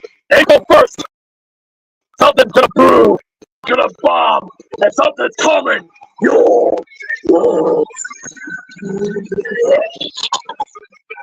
Would you silence, or should I do one of these? Good to hear from good to hear from Beast. All right. Where are we at now? Let's get to more calls, shall we? Let's say hello to the 4 seed in the Train region, Kyle Clifton. Hello, Kyle. What's going on, Jake? How are you? Kyle, I'm doing well. How are you? I'm all right, man. listen, I think Neil's calls are always entertaining. I don't always agree with him, but I do have him going to the Final Four in my bracket in his region. But if we would have signed Jameis Winston and he would have get up on the dais at the stadium after chucking 4 interceptions and start laughing, I might have to drive to the stadium and drag him off by his ear. Hey, real quick, Kyle, I got some breaking news here. This is the couple from the table. How about you pay for our food too, since you ruined our breakfast? At Dominic Ciampi, Venmo, please. All right. First, I need to verify this is actually the couple from the table. Kyle, I'll get right back to you. How do I know this is the couple from the table? We got to verify this.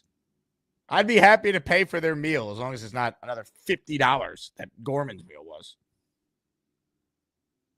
But I don't know if it's actually them. This is quite the turn of events here. I don't know. Can you guys call in? It's probably a scam. They got to call it and prove it. Otherwise, I'm not falling for this. All right, I wasn't born yesterday. I'm a Jet fan, so I'm dumb, but I'm not that dumb. I'm going to have to quote Bobby Midnight in this one. Show your face. Also, I don't think I ruined your meal, to be fair. I allowed you guys to talk to the greatness that is Charles Gorman. You should be honored. Now, if Gorman ripped one of his patented farts in your mouth, then I would understand. All right, then I might be liable for damages. But Gorman didn't fart there, to my knowledge. All right, he didn't give you guys the full Gorman experience. You're lucky for that. Oh. If he did that, I'd be happy to pay for your meal. I don't think that happened, though. Ladies and gentlemen, the couple from the table is calling in. Is this real? It is real. Hi. Good morning. Hello. You guys are the couple. I mean, the blue hoodies give it away. $50, it's only 30. It's only $30. It's not 50. Ours was only 30. Wow. Now, would you say I ruined your meal, though? I think I gave you guys a chance to experience the greatness that is Charles Gorman. I think you gave me a chance to have a free breakfast. Interesting. I'm being strong-armed here. You know what? Yeah, pretty hard. We usually run things up the pole here, but so let me first get a little feel for what exactly went down here. So Charles comes over to you. What did you think was happening? I was confused. I was very confused. He was talking a lot about his new home and stuff behind us loudly, and then he just came up at us mid-bagel. I kind of had a feeling it was going to happen. I heard you on speaker egging him on. You know, you got to get your content. You got to get your views. I get it. So yeah, look, we do enjoy the content. Charles has been a longtime caller of this show. He's the #1 seed in our caller-driven tournament that he was telling you guys about, and I think you guys just increased his chances of winning the whole thing. I hope so. I mean, we amped him up. He sent him good luck. He seems like a good guy. Here, try to connect me to the charger. Now, the chat is very mixed whether or not I should send you guys the $30. I'm seeing some comments here saying I can't even that see the comments. I'll read you some comments here. Oh shit! Let's go. Dave Brigga says, "Don't go for it, Jake." Rick says, "Only pay them if they subscribe." Yeah, I'm going to need at least both of you to subscribe. I already subscribed. All right. Sam with 2 Ys. Catch me on Apple Music. Shameless plug. Shameless plug. D says, "I got to shell it out." Ralphie says I shouldn't because you guys aren't football fans. Well, he's D. His name is Dominic. So D for Dominic, that's a good thing. Yeah, that tracks. My best friend is a Jets fan. Okay, that helps your case. That definitely helps your case here. That helps my case. My dad is a Jets fan. My family is Jets fans. Okay, that definitely is helping your case. Now, I have no way to prove this, but you guys seem like honorable people, so I will take your word for it. I got green on, dude. Come on now. I have green on for Jets. All right, you got green people. You do got green on. I live on Green Street. Oh shit! I didn't even consider that. And he lives on Green. I live on Green. Wow. All right. Uh-oh, did we lose them? Now they're getting the full Asmaniac experience with the cell phone call with crappy internet. Now we've done it. Well, you know what?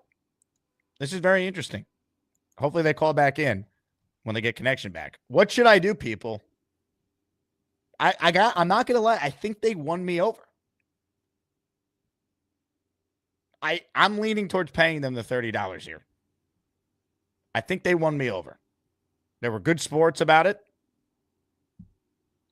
Now, hopefully their internet just cut out and they didn't crash. They called in this couple from the table. They were confirmed. I think the right thing to do is to pay them. Now, here's the problem. I would run it up the poll, but I can't run it up the poll because we need the poll right now for ASMANIAC Madness. And even though it looks like Luppy is going to win, I think, wow, Dave Briggs says, I'd be soft like Salah if I paid them. I don't know if it's $30, Dave. I mean, I think I'm leaning towards paying them. I'll take a couple calls on this, and then I'll make my final decision here. Kyle, I'm going to go back to you. Should I pay this couple $30 after their Charles Gorman experience at lunch? I'll tell you something. I did not have on my bingo card that I would have my call hijacked by some random Jersey cafe couple this morning. This show never fails to surprise and delight. Yeah, I mean, I think you gotta. I think you have to reimburse them. You know, like I know that if I were enjoying a meal as much as I love Charles, I might not want him to call over and interrupt it. Although, you know, it was probably the right thing to do for entertainment purposes. Yeah. And I think I would. I don't think I ruined their meal. To be fair, I think I enhanced it. So that's. But you know what? At the very least, you gave them a story. I did give them a story. We made them somewhat famous in the Jet community for the day. They called in. I think I have to pay them. I think it's the right thing to do. That's where I'm leaning. 1,000%. About Neil's call, I can't have him saying that he wants to see Jameis up there chuckling after 4 interceptions. It would drive me absolutely nuts.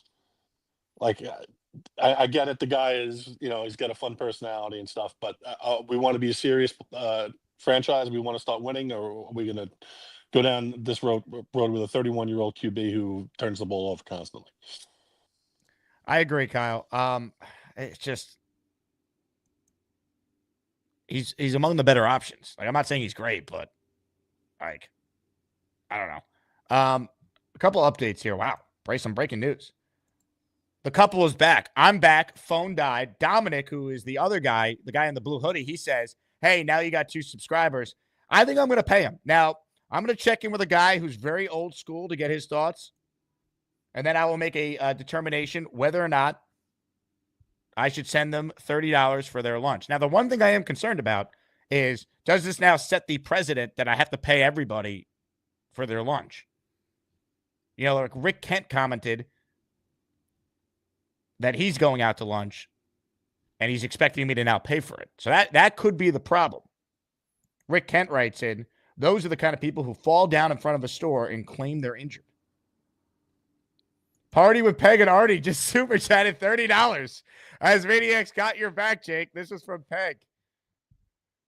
Man, the ASMANIACs want this couple to be paid. I'm leaning that way. Let me first check in with an old school guy and get his perspective. Gary, should I pay this couple? Yeah, you interrupted their breakfast. You probably did them a favor because this country is totally overrun by useless carbs and empty carbs, but you did interrupt their breakfast. Like, I would not be as friendly if you did that to me if I was out with my lady. I wouldn't cause a scene, but I wouldn't be as chatty as they were. I think they handled it, especially the chick. The chick was really nice. You can see the guy was a little irritated, the blue sweatshirt guy. Yeah. But the chick was super friendly. You interrupted their lunch, bro, like, or breakfast, or whatever. Are you concerned about the precedent that it might set? Like Nick Shine says, I'm going to need another full-time job if I'm going to pay everyone whose meal Charles interrupts. That's a good point. You got to do math. So how much money does Charles make you? How much is he going to cost you? I don't have an easy answer to that. That's for your accountants, Jake.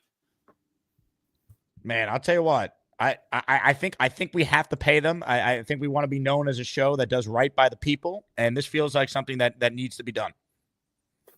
You got to do it, Jake. But you know, Charles makes you money, so it's the cost of doing business. All right. You know what? I'm gonna consult with one more person, and then I will make a decision. Sound good?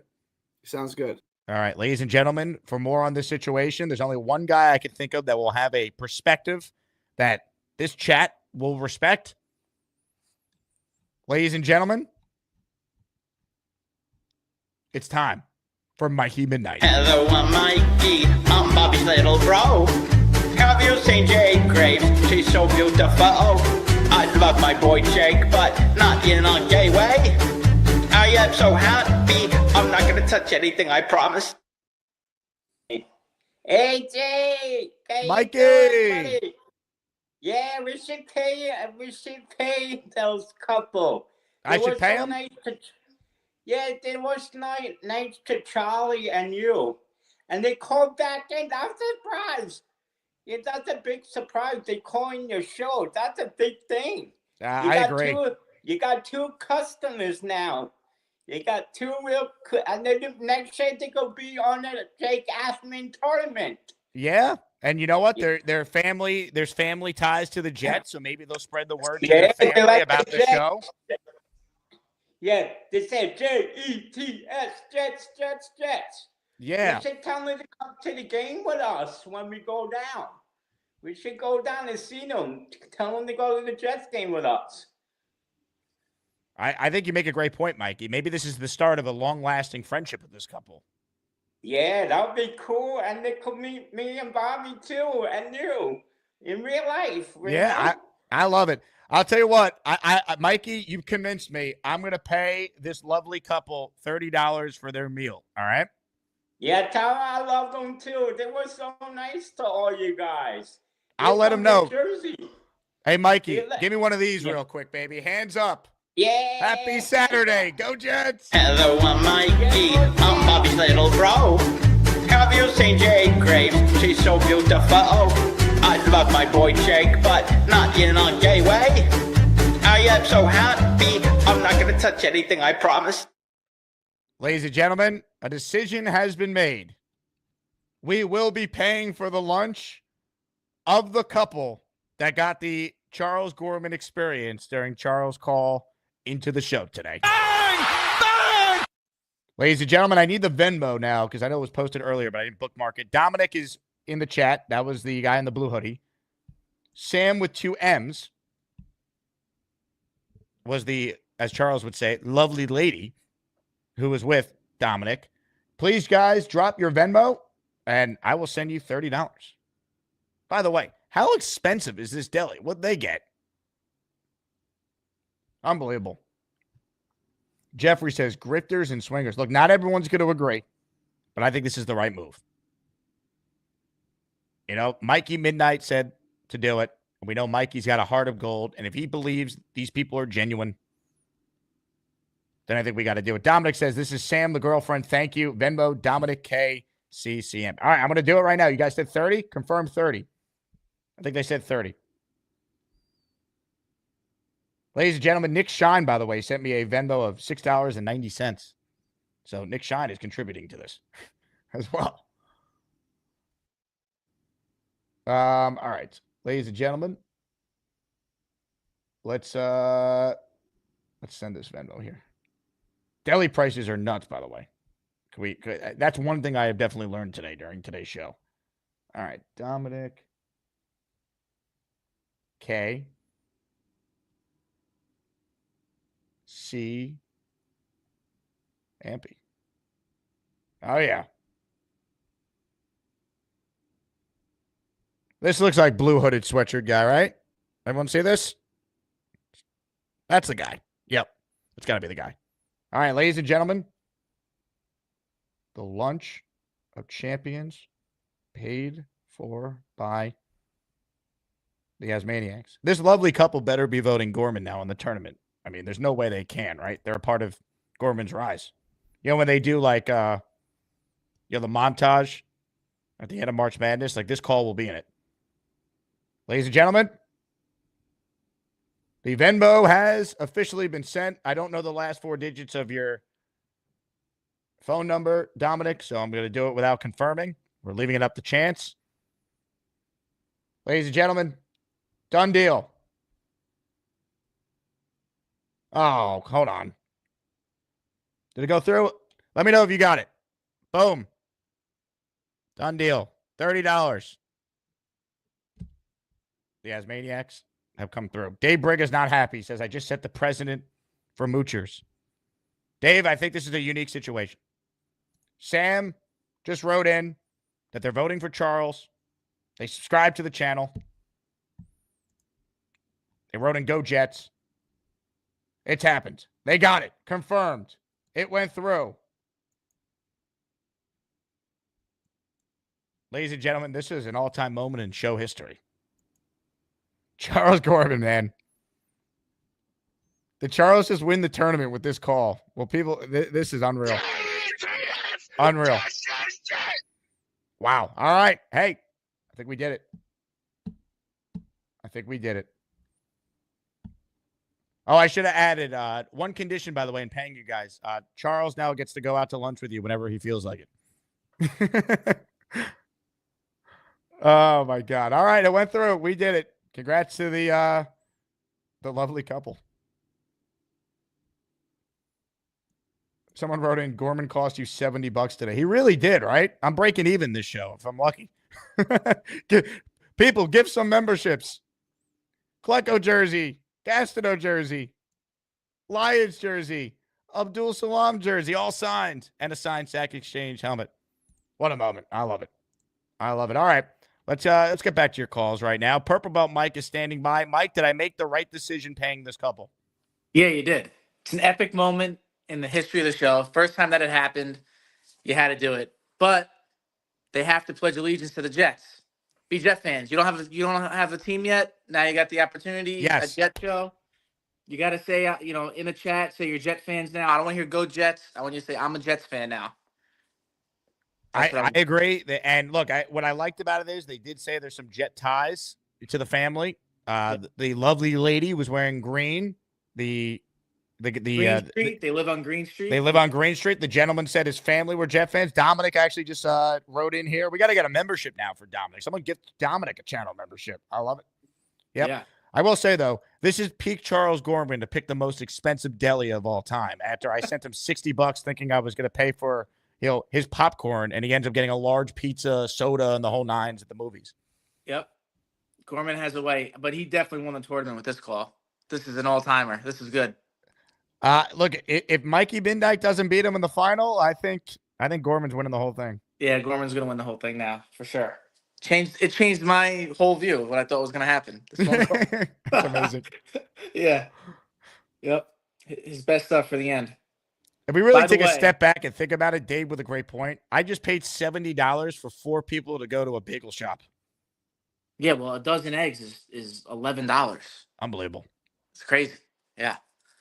But so I was on the plane yesterday. I watched the entire season 2 of White Lotus. What a show. That show it keeps you on your edge the whole time. It was a good 7 hours I put into that. Have you seen the first season? I'm watching the first season now. So you did season 2 before you did season 1? So they're not like connected to each other, kind of? Well, they are a little bit. I don't want to spoil for those who haven't seen it. Yeah, so but my wife said, hey, watch season 2 because I think you're going to like it. Because if I don't like something right away, I turn it off. Yeah. So I liked season 2. I got hooked, and now I'm like 3 episodes into season 1. And I'm watching. Hey, real quick, Dominic Rose, we got to go. Trust that we'll be back. Keep your eye out. Dominic. Oh, yeah. Call in. And your wife, shout out to, or I don't know if they're married, but shout out to the couple. Definitely call back in. Let us know how your appearance on the show changed your lives for the better. They should call in as couple from the show, even if they, no matter what, it's just couple from the table. Couple. Yeah, love it. That's awesome. But, yeah, I really like it. So you're a White Lotus fan? I am, yeah, I am. How's season 3? It's different. It's good so far, though.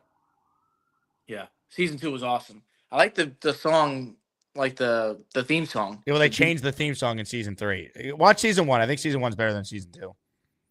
Okay. I'm almost done with, I'm halfway done with season 1. But, yeah. All right, Jake. Get after it. Let's go, Jets. I appreciate it. I wonder if we did an ASMANIAC Madness tournament of, like, side characters, where that couple would rank. Like, Gary's nanny I'd consider to be a side character. Is she a 1 seed? Like, they're not in the tournament, but they're, like, part of the show. Honestly, like, Joe Bonesy would be a side character. He's like a prop of a Bonesy call, Like, if we did side characters. Unbelievable.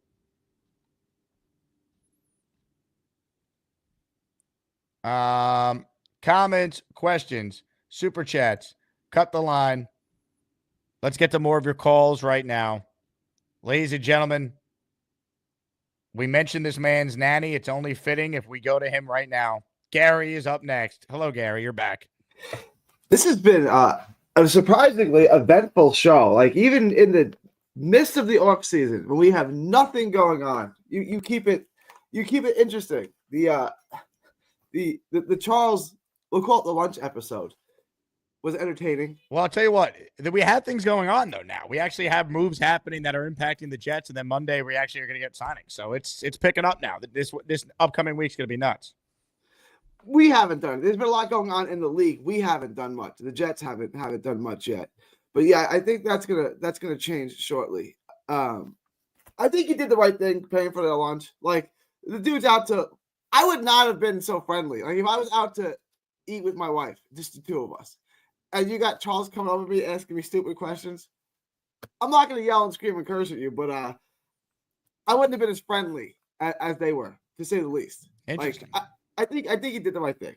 It paid for entertainment, and you paid for their lunch, right? Well, So, I would love for you to argue with Dave Briga on this one, because he says, Jake, unless this is a business move, it's ridiculous. Dave Briga is vehemently against me paying for this couple's food. okay, but why though? You interrupted their lunch, right? Like, I was at the DFW airport once, and Scottie Pippen was there with Larissa when they were still married, right? And like, they're just trying to eat, and people keep going up to him to try to get pictures. You're like, you know how annoying that is? You know what I'm saying? It's like, just let them eat. And you interrupted them, but you paid for their food. So I think all's well that ends well, right? Like, they got a free meal, and you have 2 new subs. So that And they worked out called for you. into the show, and they were fun. You know, I Yeah. was shocked that they called. I thought we were getting trolled at first when they said they were the couple, and then when they called in, I'm like, that's the guy in the blue hoodie. That's him.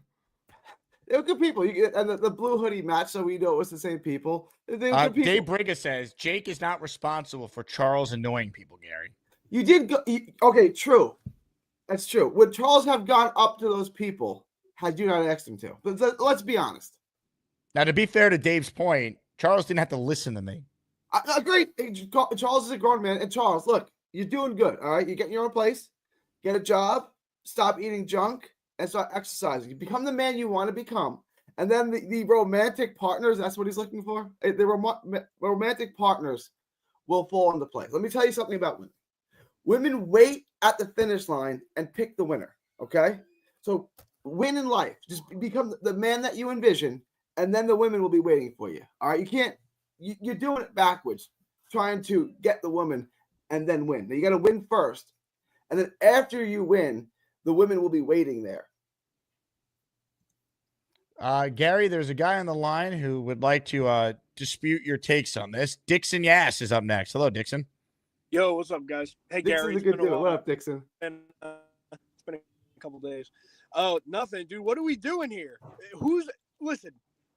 Did Jake ask them to go to breakfast? No, they went on their own, and Charles was there. What are we doing here? I don't think I don't think Jake is morally obligated to pay for it, but it's the right thing to do, right? Like, he interrupted their little lunch or breakfast or whatever. It's the decent thing to do to pay for it, right? He did it for a rating. He got his rating. Wait, but that's not Jake's fault, though. That, like, go ahead. All right, so you want Charles to pay for it? Charles did it because Jake told him to, right? Now, to be fair, Charles could have paid it forward, but Charles isn't working right now. I don't know that Charles has the ability to pay it forward. So I think Jake did the right thing. I think if Jake didn't pay for it, would it be a moral monster? No, but he did the right thing. Jay Quest agreeing with Dixon Yass says, I agree. No reason to pay him. Jake's trying to make a living. No, it's not even only that. Jake, like, they went there and they ordered food. No one told them to do that. And why does Jake have to pay for something Charles did, even if Jake influenced them? Like, that's on them. Why? Like, you're that thirsty for a meal that you have to call into a Jets show and beg for money?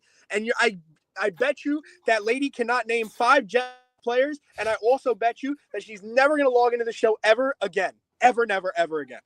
You bet Leenie can't What name are we 5 doing Jet here? players? No, I guarantee you. She cannot. No, No, he said the lady, not Leenie. Oh, the lady. I thought you said lady. Leenie. Oh, no, Leenie. Yo, shout out Leenie. Happy okay, birthday. I will say that's half true. I will say that she can't name 5 Jet players. I agree. She will absolutely watch the show again. This is entertaining. Like, the callers and the content, it transcends Jet football. Like, it's just entertaining on a human level. Like it's just funny. Yo, Gary, bro, how down bad do you have to be to beg for $30 on the internet? Wow, they're still Down watching bad the do you have to show. be to The beg couple's for still watching the show. Look at this. That's great. That's great. Name 10 Jet players in the chat right now. Name 5. Name 5 starting Jets right now in the chat. I bet you can. I bet you cannot. Without Google, they're gonna Google it, but it is what it is.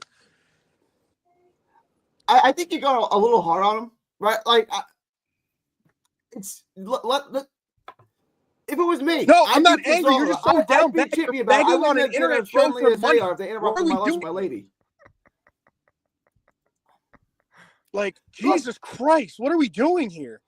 I used to have a boss, and every year, you go in and they ask you, your salary, right? And I'd say I want 100% raise. You have to ask. I wouldn't get it, right? But I would say, well, my salary double, right? If you want something, you got to ask for it. You can't be afraid to ask. They had their lunch interrupted. They asked for the money, Yo, and Gary, they got it.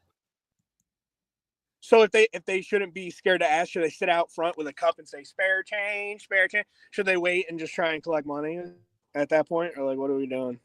If that's what you want to do, if you're that down on your luck, look. Jerry Jones says there's 3. They're that down bad that they're on an internet show, Gary, begging for $30. What are we doing here? This is ridiculous. $30 for bagels and coffee. I know. I agree with you. I hope the prices are insane up there, man. I'm so glad I live in Texas. $30 for a bagel and some coffee. Oh my gosh! Yo, wait. Really? So wait, Tom. So if you're sitting there at a restaurant and someone comes up and bothers you, Jake Asman in New York should pay for your lunch. This is ridiculous. What are we doing here? This is ridiculous. Jerry Jones says the 3 keys to selling. The first one is ask for the money. I don't remember the other 2, but the first one is ask for the money. That's what they did. They got the sale. I don't. Okay, you ask, you shall receive. I don't have any problem with it. I'm actually very surprised, Gary. You're on this side of it. I thought you'd be on the other side of it, to be honest. Why be on the other side? When I went to you, I thought you were going to say not to pay them, and I thought I was going to make it really entertaining. And then, because I knew Mikey was going to say pay them, but when I went, my plan was to go to you first. You were going to say no, and then Mikey was going to say pay them, and I was going to listen to Mikey. But you were also in agreement with Mikey, which surprised me. You wanted to paint me as the villain, and it backfired. I was supposed to be the heel here, and it backfired.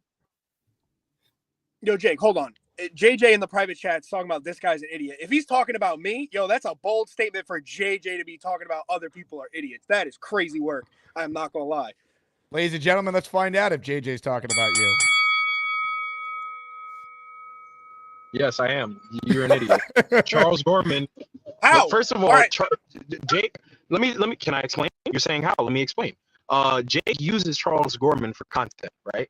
Charles Gorman brings a lot to the show. People watch the show not specifically for Gorman, but he brings a lot of value to the show. I think it's the least Jake can do is give him $30. Like, what are we talking about? And then Charles doesn't have a job. Why is that Jake's responsibility, though, JJ? You're not very intelligent. Why is that Jake's responsibility? That doesn't make any sense. Because I disagree that Jake is not very intelligent. Are you listening? JJ is extremely intelligent.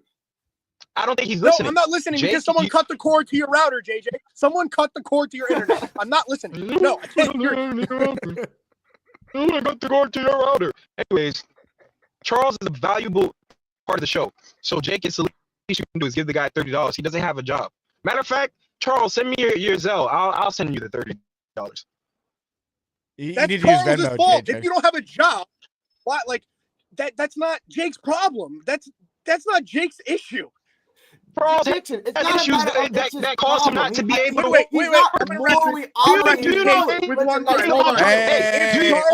Order. Let's have a civil conversation. We all know. Do you know anything about Charles?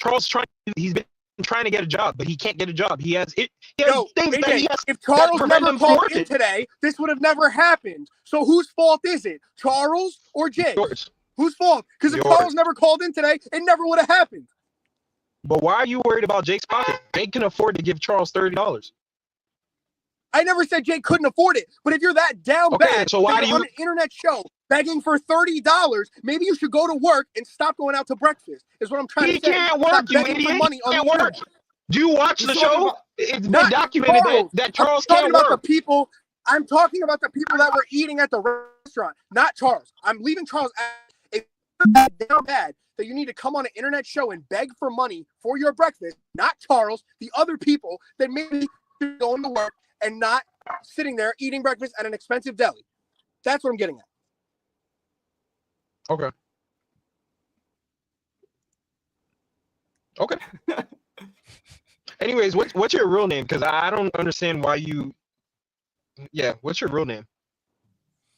What do you Why does prefer it to go matter? by? What do you here work for every the day? fuck? What do you go? What do you go by in your everyday life? I'm just Yeah, no, asking. what's your first name? No, don't give me your middle name, initials. I go by I don't want JJ. your last name. I go by JJ the moron. There All you right, go. hold You on, see? hold on. A couple things here. Super chat from Jet Life. I think Dixon's just mad he didn't try. That's 5 raffle entries. Also, what I have on the line right now, the couple from the table. So Dixon, we're gonna give you an opportunity to talk to them. Let's keep it respectful and civil. All right. Here we go. The couple from the table. No, I'm is gonna pull called a in. Rob from Glen Hill. Hey Dixon, what's up? How are you? I'm good. Not sitting outside a restaurant with my mug and asking for change. What's going on? That's so cool. So here's the vibe. It's not an expensive ass restaurant, and I'm not begging for money. I have a great job.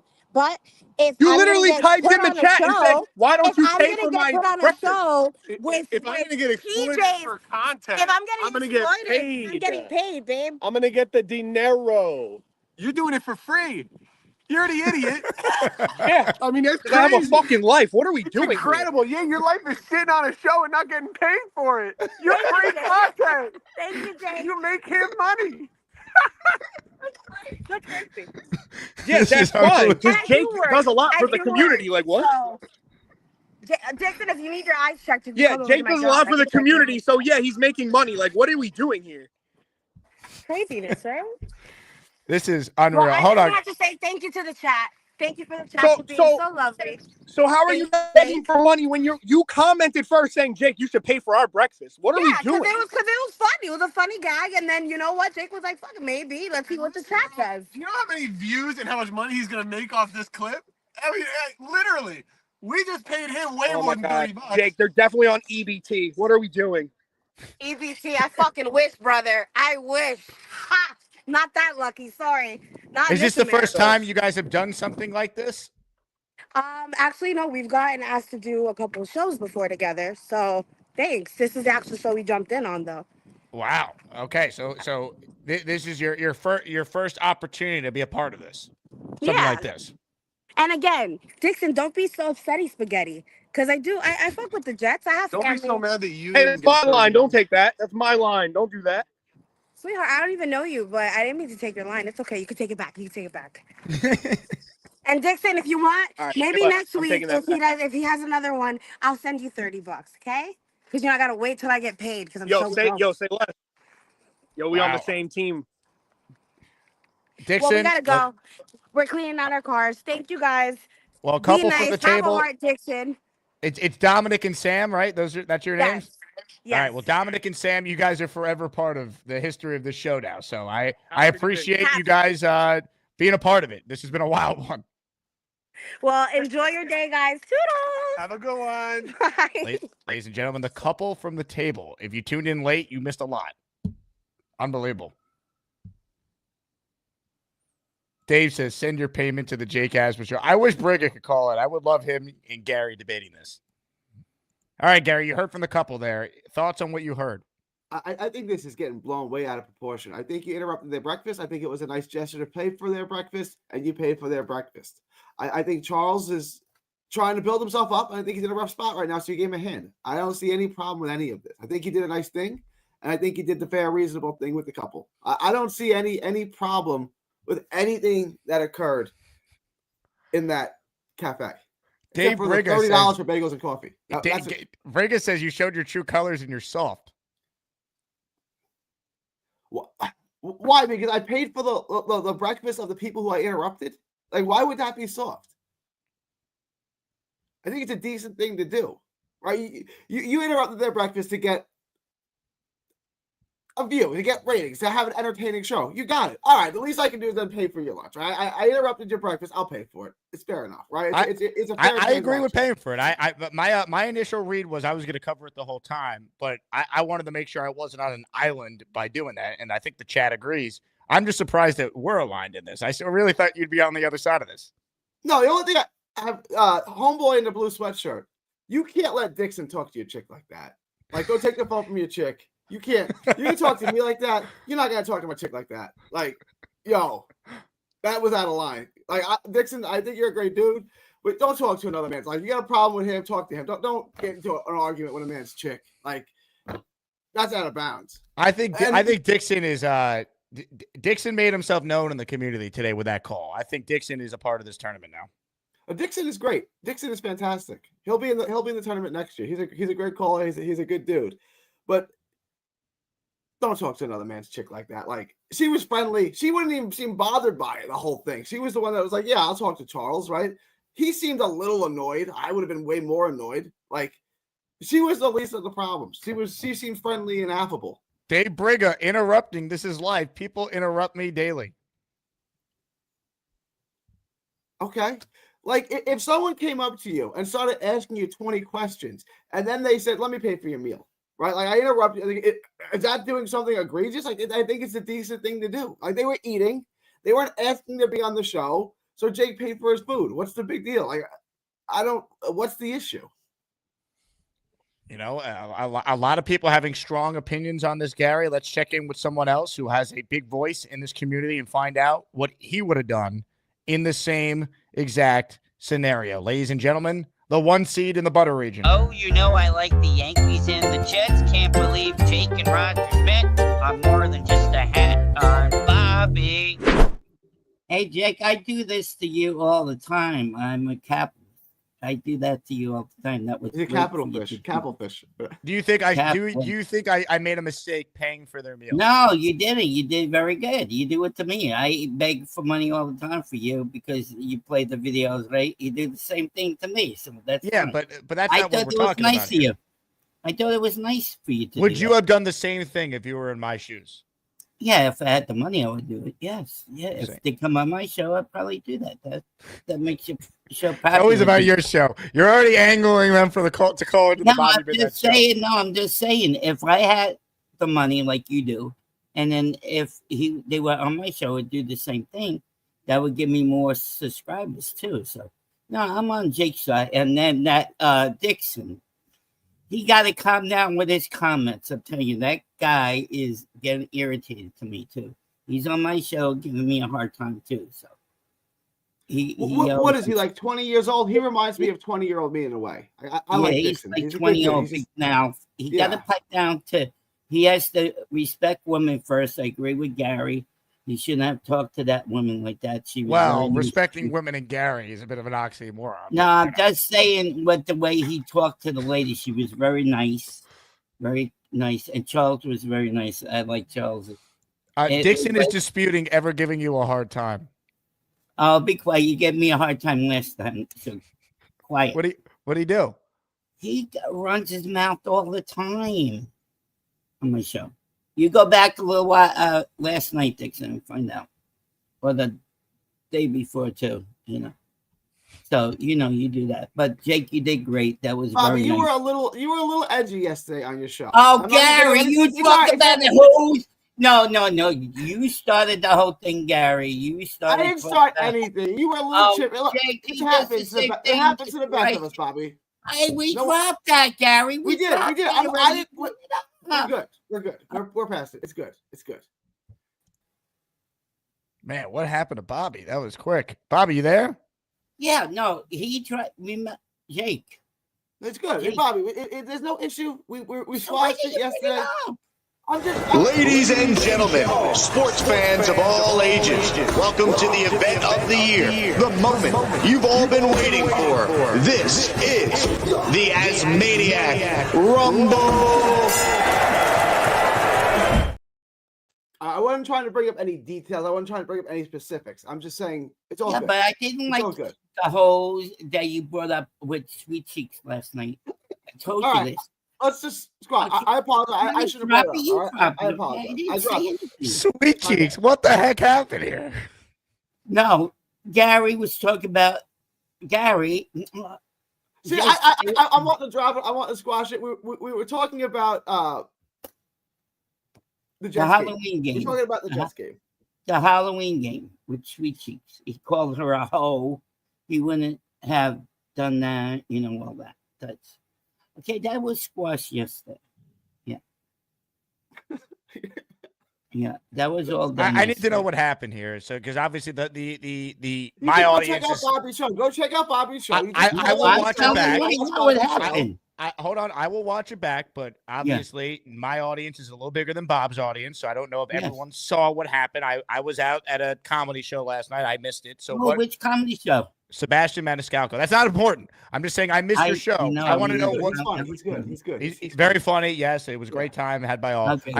Shout out to Jim and Cam, two Asmaniacs who I met and said hello last night. Anyway, Gary and Bobby, I want to hear what happened specifically with Sweet Cheeks. Take it away. Well, last night, he was calling girls hoes, and then I showed the Halloween, the game we had. And remember at the end when Sweet Cheeks came up to me and Michael, oh, do you get a sexual disease because of that kiss on your cheek? And she's a hoe and all that crap. Okay, so you're saying Gary was degrading women, essentially, is what? Yes, he was. Degrading women. Yes, you were. Addressing Gary, shut up, you were. I was addressing a specific woman who was dressed ridiculously when her simp boyfriend. That was a Halloween costume. Right, man. What's the reason I'm dressed like that, Bobby? I've never in my whole life of watching football ever seen a referee dressed like that. Why are you the only one who gave it trouble? Sweet Cheeks was nice. Now, hold on, Bobby. To be fair, if we're going to criticize Gary for his terminology referring to women, you don't think Sweet Cheeks is also a little degrading? Well, I didn't come with that nickname. Nick came up with that nickname. Oh, it always goes back to Nick Shine, that massage. No, if you saw the video, this is AK Sweet Cheeks. Noel, Sweet Cheeks, Sweet Cheeks. I like Peter's comment there. I like Peter. I tell you what. Women dressed in long. Who, Castro or Peter? Dresses in headscarves only. I like that idea. Now you're on to something. Peter, the young boy, and Peter, the young man. Also, she dressed up as an NFL ref. I've never Halloween. seen an NFL ref wear shorts like that ever. In all my life of watching football, I've never once seen an NFL ref wear shorts like that. Well, it was a warm night. It was a very warm night. It was cold as the first game was. If she came up to me, I would say, "Don't touch me," and if she did, I would go get tested immediately. That's all I. Well, okay. See, that's what he started off. That's angry. He got like when he says things to you about the. Remember, you had a fight with the man on the moon. Yeah, he drives you nuts, Dixie. Man on the moon is that Dave Berger?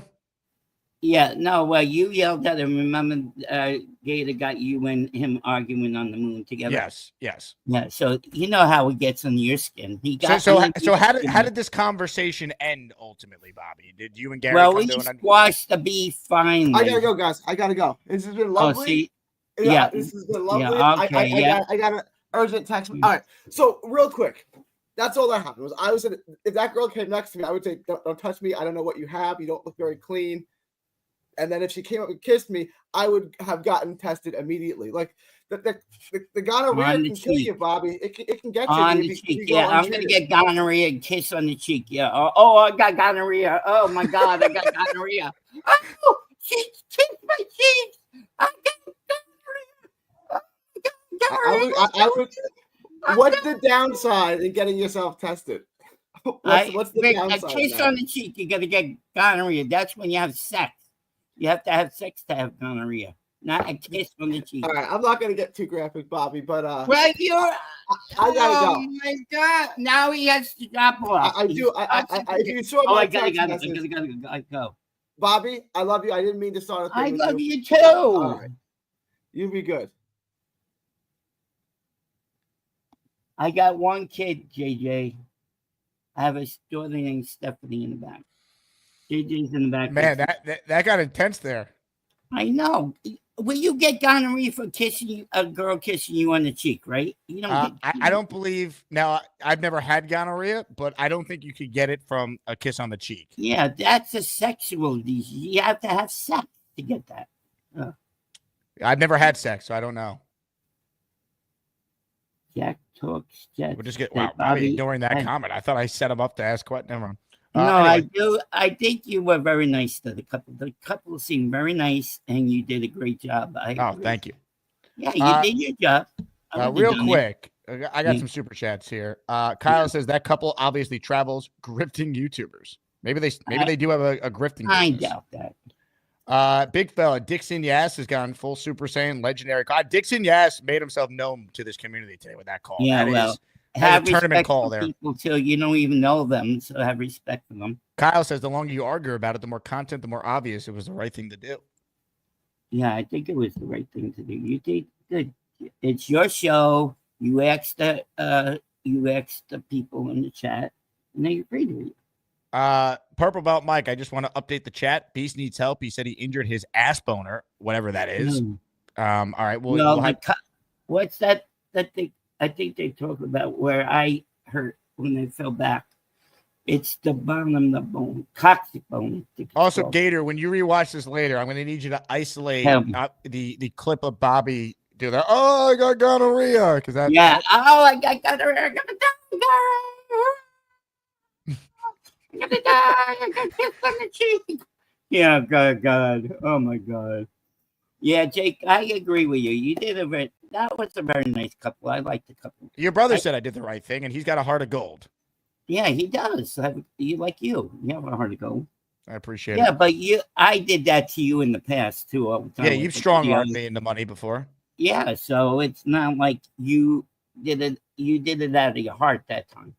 Yeah, I kind of swindled you out of it. Yeah, you've tried to swindle me many times. That's a whole different story because what's his name? Charles interviewed them on your show. That's part of the show, and then that was fine. I thought it was hilarious. I wonder if Charles has any idea that whole thing happened yet. Maybe he did.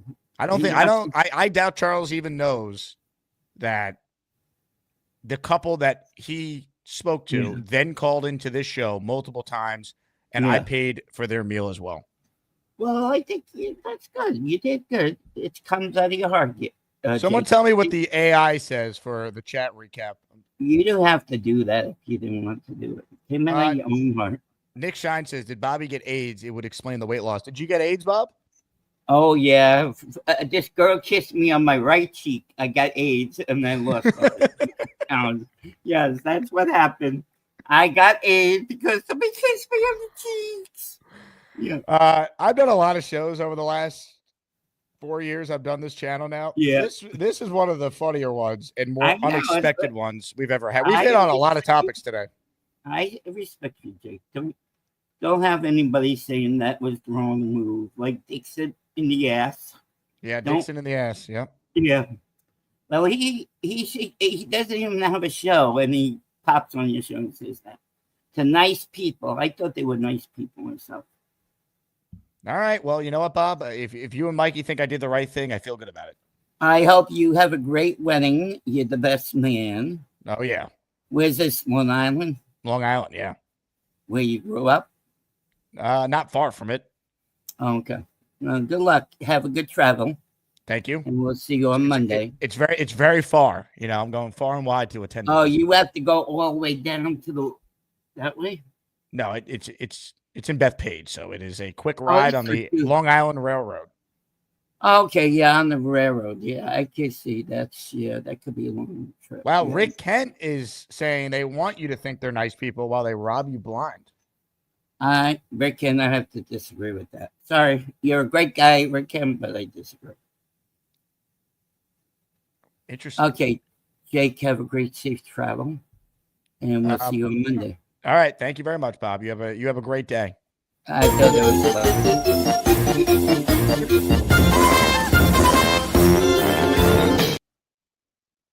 All right, I'm checking the Discord here because Boom sent me what the AI was. Viewers are commenting on how the host is in a better mood today. They also discuss an NFL player named Clyde Mitta and congratulate Bobby, the host, on his birthday. That's what the AI was just now? I thought it was going to be something about Bob saying, I have gonorrhea.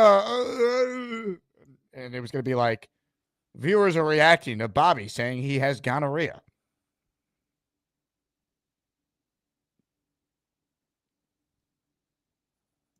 Nick says, are you the best man, Jake? I want to hear your speech. I have the speech. However, the couple watches the show, so I'm not going to do the performance of the speech on the show now. Maybe I'll give a rendition later. But I have the speech. I've never done a best man speech before, and everyone expects it to be good because I talk for a living. So I gotta be on my game. The problem is, while I talk for a living, and I know, 41,000 people subscribe to this channel, and I'm on Sirius and ESPN and all that. There's not 40,000 people in front of me when I'm doing that. This wedding will have, a couple hundred people. You see them. It's a different medium. It's not the same thing. Like, you need me to tell you why Robert Saleh is not a good coach. I could do that. Giving a best man speech is different. So we'll see how that works. Clyde Mida is chlamydia. Oh my God. I didn't pick up on that. No way. That went right over my head.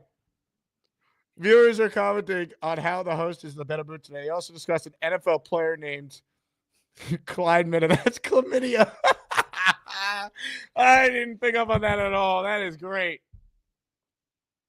I completely missed that. That went right over my head.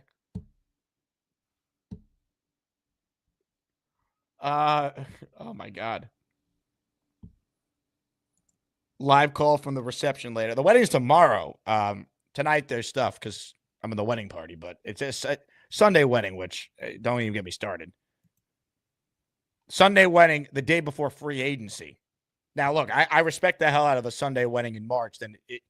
Look, Dan's a huge Jets fan, so if he would never have his wedding on a football Sunday, there was no chance. So, it's fine, but I got to work Monday, as you guys know. We got ASMANIAC Madness and free agency.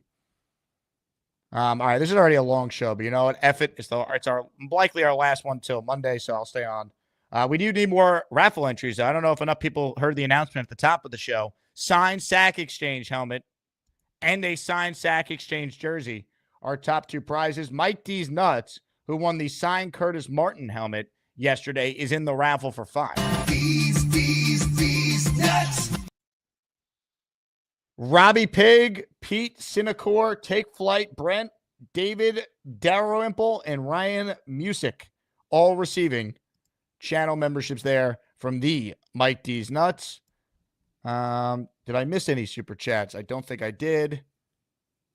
Actually, I did from Sodak. We talked about this earlier, but Sodak bringing it up again. How is it possible 0 reporters, the media draft sites, had the correct third-round Devontae Adams pick that was traded? It's amazing, man. The Jets are always involved in everything. It never stops.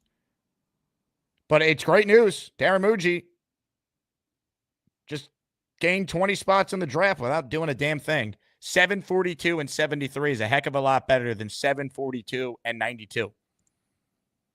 It's amazing how no one knew until this trade, which obviously involved the Jets because it's the Adams pick that went in the deal. But remember, the Jets acquired that extra third-round pick from the Lions.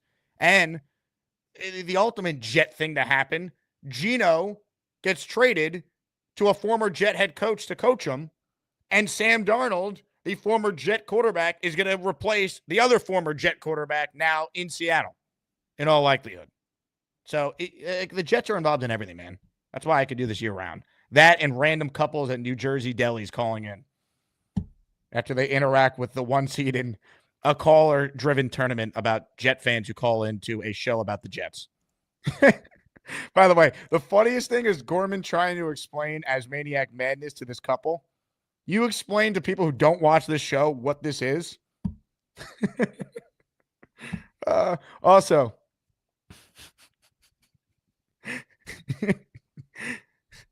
Clyde Media is this year's Canovo. Oh,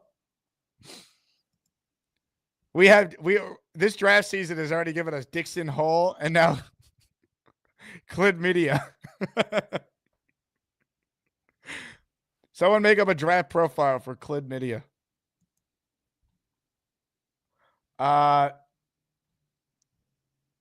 Big fella, I read your super chat about Dixon Yass. So unless there was another super chat, I'm scrolling up. I don't think I missed it. Dixon Yass definitely making his name felt today on the show, no doubt. All right. This guy's a legend on the line. He couldn't call in earlier to yell at Gary. Ladies and gentlemen, Dave Briga is here. Dave, welcome. Hey, I hope my internet's working. Am I coming through? A little choppy, Dave, but we hear you.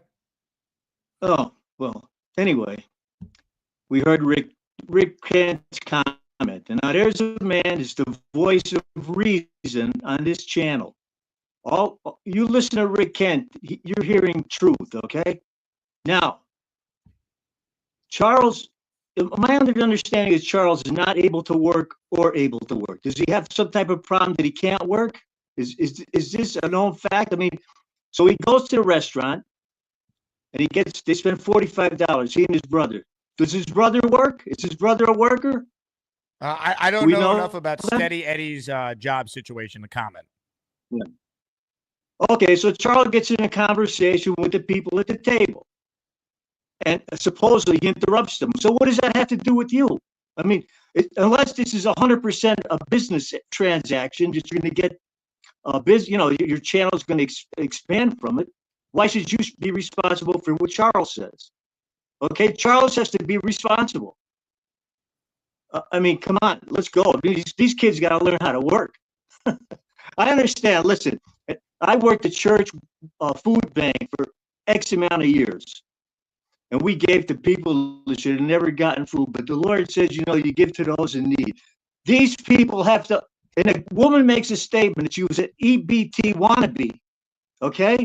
So you tell me how that's benefiting these people. You tell me. I'm being serious here. This ain't no baloney. Okay? That's my view of this whole deal. And as far as the sexual stuff that goes on between Gary and Bobby, it's all ridiculous. That's just stuff that need to be talked about. So you don't think that you could get gonorrhea from a kiss on the cheek is what you're saying, Dave? I just think it's filthy. That's all. Okay? Plain English. All right? Speaking of filthy, I don't think there's any need for it. How about Dave? How about Dave Brigger defeating the Beast? How's life changed for you, Dave, since the big win? I'm steady as it goes. If I win or loss, it doesn't matter because I just hope the Beast would get out of that, get it to some reality myself. Because I feel bad for that guy. I just hope he was telling us the truth when he said he's got problems with his daughter. He's got problems with life in general. And as far as that goes, I mean, I know you guys wanted the Beast to win because it brings you business. Okay, so Gator demeans me as a rubber ducky. All right. Dave, I got to stop you. I didn't care who won at all. It didn't bother. I'm not saying you. He cared. He cared because he came back at me. Well, Gator enjoys Beast, but he's allowed to have an opinion that he thinks he's a good caller and wanted to vote for him. Oh, it was more than a good caller. Come on, Jake. It was over the edge. He makes commercials for him, Yeah, but he's making commercials for a bunch of guys now. It's all in fun. Don't get me wrong, but I mean, fair is fair. I mean, it's okay, but don't call me a rubber ducky. That's what you say. A rubber ducky taking all this way too serious. Do you have an issue with you and Nate? I'm a serious guy. Okay, I'm a serious guy. All right, that's it. I'm a serious guy. All right, I'm not. I mean, this is all in fun. I leave it there because I like the football team. That means more to me than anything. It's a football team. Sean writes in, why does Brigga care who works or who doesn't? Because our country needs people to work. That's why. All right? Our country needs to be built up, not taken apart. That's why I want people to work. Jake works like an animal, okay? Jake works, how many shows you put in a day? Jake, you work on the radio, right? You have your own shows. Why do people not work when they have the ability to work? Okay, if you don't have the ability to work, then you can't work. Then either some type of situations that they take care of you. And Gary's as soft as it goes. For a guy that's a boxer giving all that bad information, and this has nothing to do with the moon. Okay, but he has kids, so he better be teaching them opposite.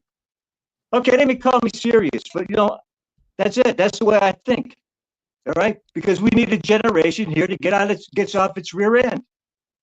Plain and simple. Rick Kent writes in, what does rubber ducky mean? I don't understand. He compared me, he said, because everybody because the chat or our fandom hated Beast so much that he could put a rubber ducky against him because he was only getting, I was only getting votes because they hate the Beast. That's how Gator put it. So he, they deride, he did. So I have to have confidence in myself, so I can't worry about Gator things, and I don't care. But I mean, that's the way he portrayed it. I see. Hey, I love your show. You were upset, Dave, that Gator basically said that anyone could have beaten Beast because people hated Beast so much. So it wasn't about you; it was about Beast. Exactly. And the last chat, he said he's going to start. I guess he has his own show. He's going to reform Mr. Beast. I think his real name is either Ed or Jason the Beast. I think that's Bobby and me sort of trying to corner him down on one show. So I sort of have feelings. I don't know if he's for real or not, but I like to see the guy get out of his doldrums. I have nothing against the Beast. I mean, I would like to see him get better. That's my view. Like all these guys that don't work, I want to see them get better. I want to see people get better. I don't want to see. I want to see Charles get a job. All right, and not having you pay for his meals. Drive. He doesn't drive. I mean, Chef Kevin had a job in the kitchen set for Charles, but he doesn't drive. Yeah. Well, he has to figure out a way to get there. I used to know people that they'd walk miles to go to work. I used to know a guy who walked 15 miles to go to work. Can you believe that? Nate writes in, I want to see Brigga get better. Nate wants you to get better, Dave. Your thoughts? What? You tell me how, Nate. You call me all. Why should I get better? How's that getting better? Hey, we help people. I work through the church. I'm part-time ministry, but we hold people responsible. That's all I'm saying. I want to see people responsible. Hey, if people are in need, we give them stuff. Believe me. I can tell you stories one after the other. We help people, okay? But when people are capable and don't get up off their rear end, then it's another story, okay? The Bible says, hey, if you're not willing to work, you shouldn't eat, okay? So if you have the capabilities, physically, mentally, or whatever, you should make a solid effort to work. That's all I'm saying. If you're not, then we take care of you. All right? So don't give me that stuff, Nate, okay? Don't give me that baloney. I heard it plenty of times.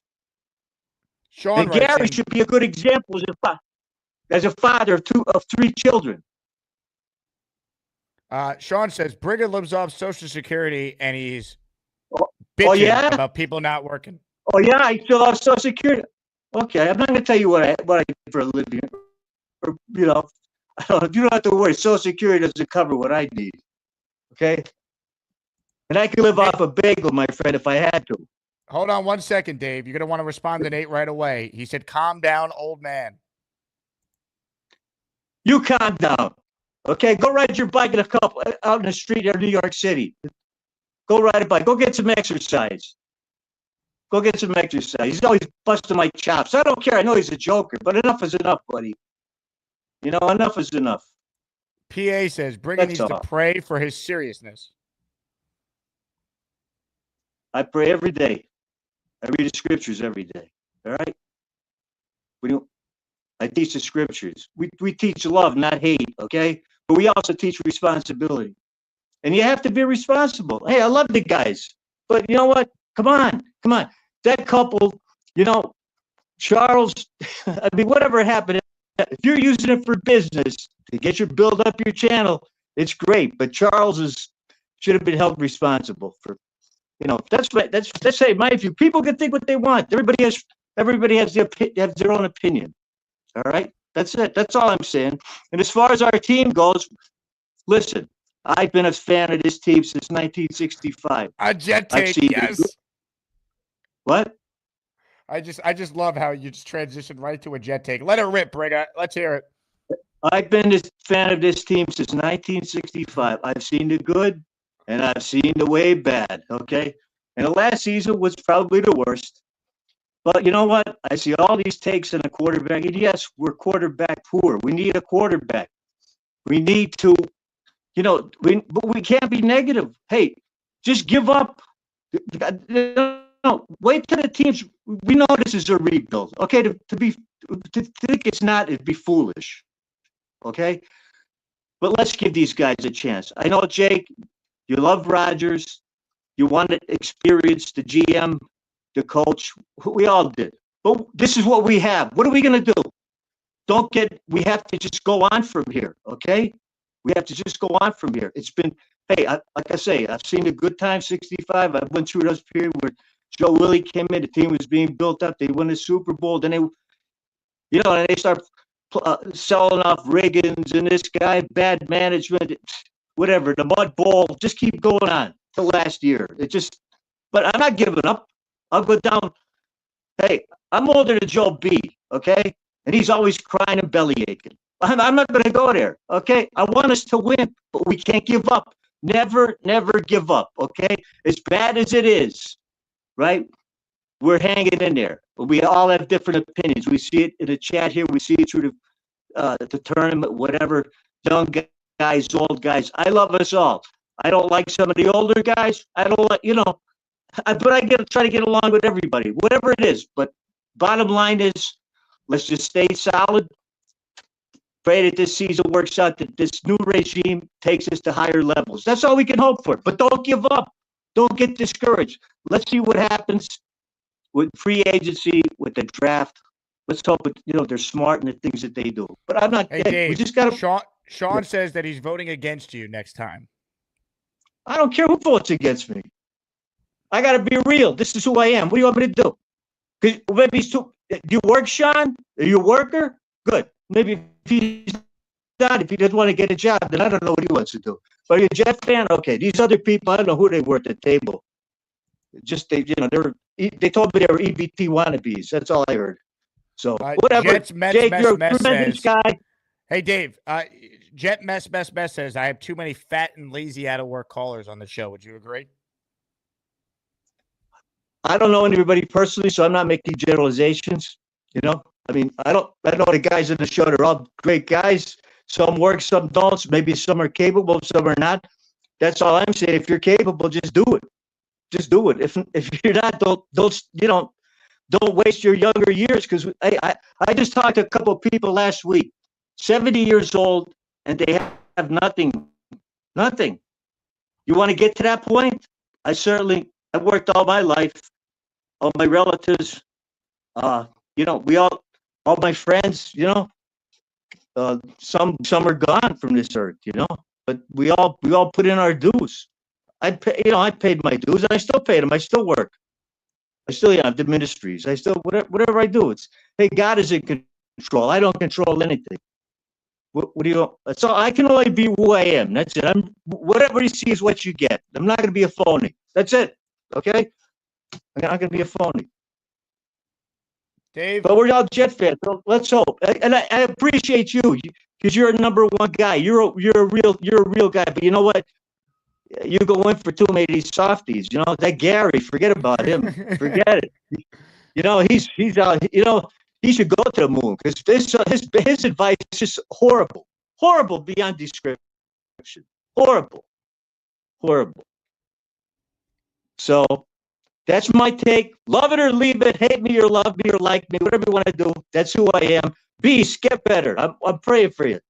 I want to see the guy get better. As far as Charles goes, Charles, maybe we'll meet down the line in this tournament. But man, you gotta get to work and stop depending on Jake, and go pay for those people's meals. And they just send Jake the money back. Ladies and gentlemen, Dave Briga. Wow. Dave Briga. Unbelievable. This show has been unbelievable. Gorman, a couple, Gary, Briga, Bobby versus Gary, chlamydia conversation, new draft prospect.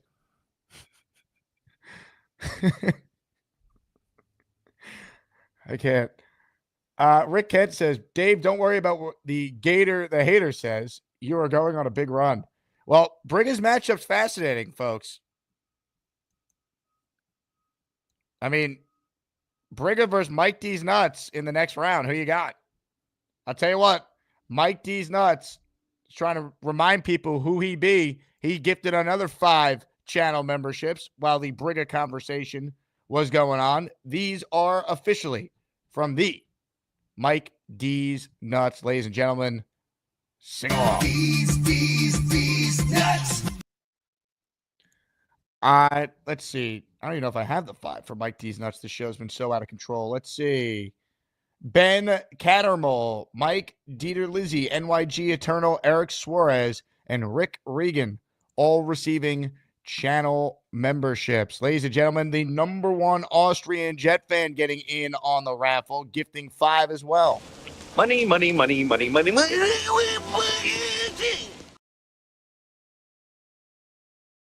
X7 Blessed, Big Jet, Derek Saunders, Manny A, Nigel Mayard, all receiving channel memberships. If you tuned in late, you missed arguably a top 5 show in the history of this program.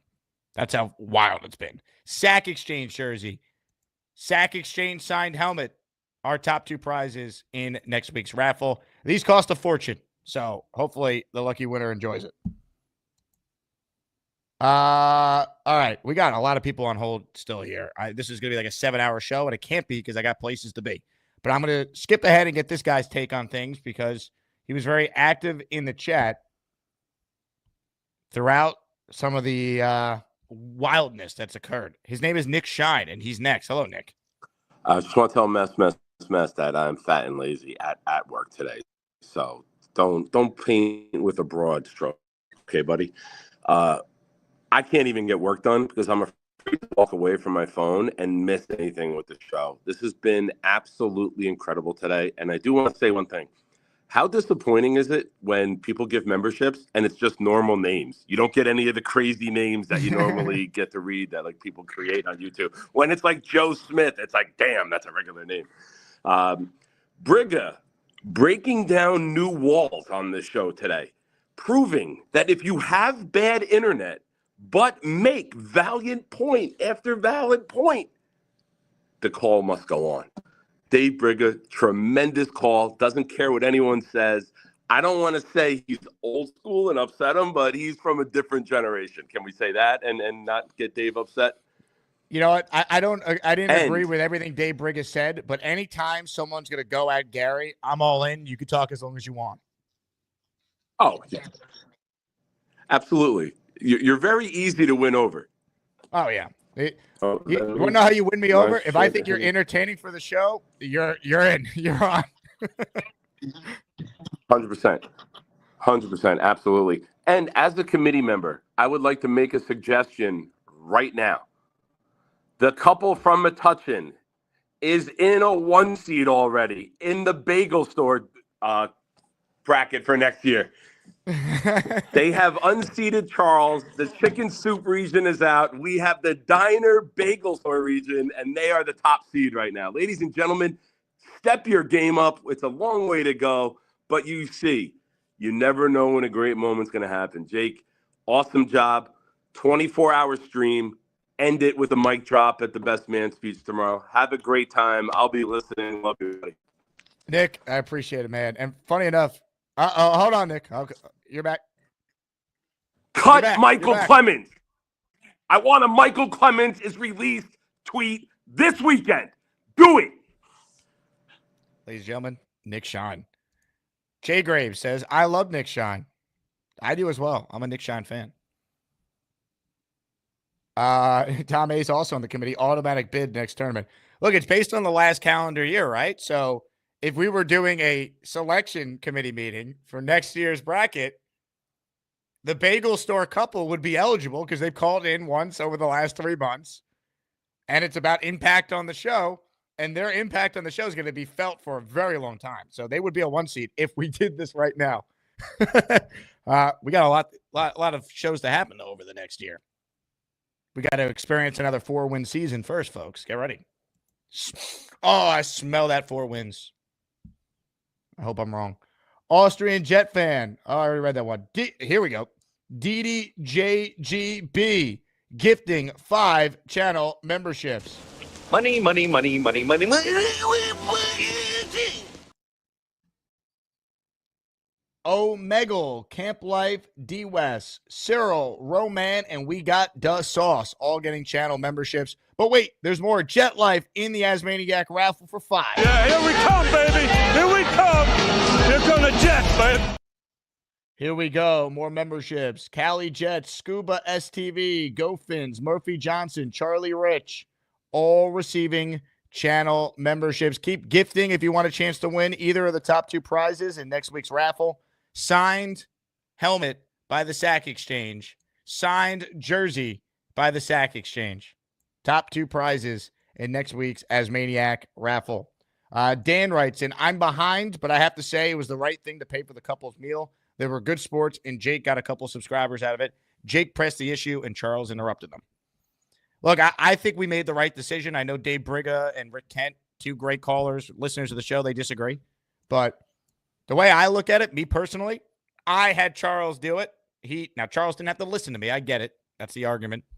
But, I thought it was good content. It was funny. The couple called in. They were funny. They were cool. I think it was $30 well spent. Now, what we can't have happen is there's now a precedent that is set that anytime something like that happens, I got to pay for people's lunches here. But for $30, I think it was funny. We got some beef brewing in the chat, folks. Barbarossa, you're a loser, says Dave Briga. Strong. Dave Briga versus everybody. Dave Briga says, have Gary pay. Briga's hatred of Gary is my favorite. All right, a couple calls here. Let's get a very unique perspective on this. Ladies and gentlemen, Jack Talks Jets is on the line. He's 15. Hello, Jack. What's up, Jake? Jack, did I make the right decision paying the couple? It's mixed. I have a mixed reaction of it, right?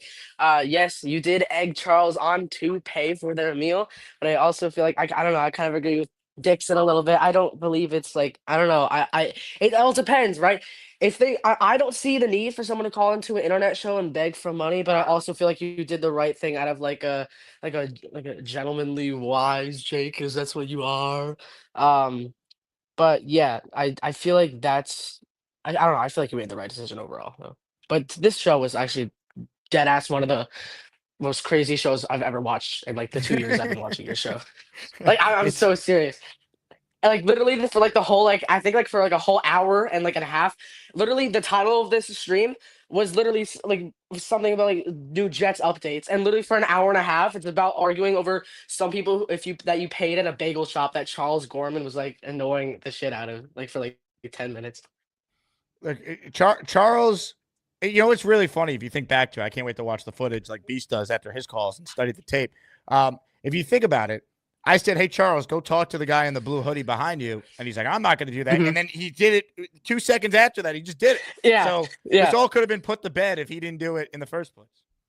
No, I get it. Yeah. And then he started going in depth about his YouTube channel. But hey, you gained a couple of subscribers, man. Like, I mean, I feel like it's an investment in a way. Yeah. And they live on green. Maybe they'll become a recurring caller on the show as well. And if they do recur, or if they are recurring callers, they could be in the tournament next year. Like as one group. There's no like groups. I would guess you could say Craig and Sarah, but they're separate people, right? Like they're separate. They're not together. We split them up. We would have had Sarah and Hawk, but Hawk didn't call in because he's lazy, so we couldn't put them together. Now, depending on who calls more, if they both call equally, would you put them together as one like contestant, or would you separate them next year if they were able? Hawk and Sarah? No, the bagel shop people. Oh, I think they call. Unless they call separately, they'd be the bagel store couple next year. Yeah. Let's see. I think I was on the line for like an hour. I think I had a question for you. I'm trying to. Oh, I remember. So I remember you. I forget you and someone else were talking about, or you. I don't know if you read a super chat or not, but you were talking about Shador Sanders. If since the Raiders just got Geno, right?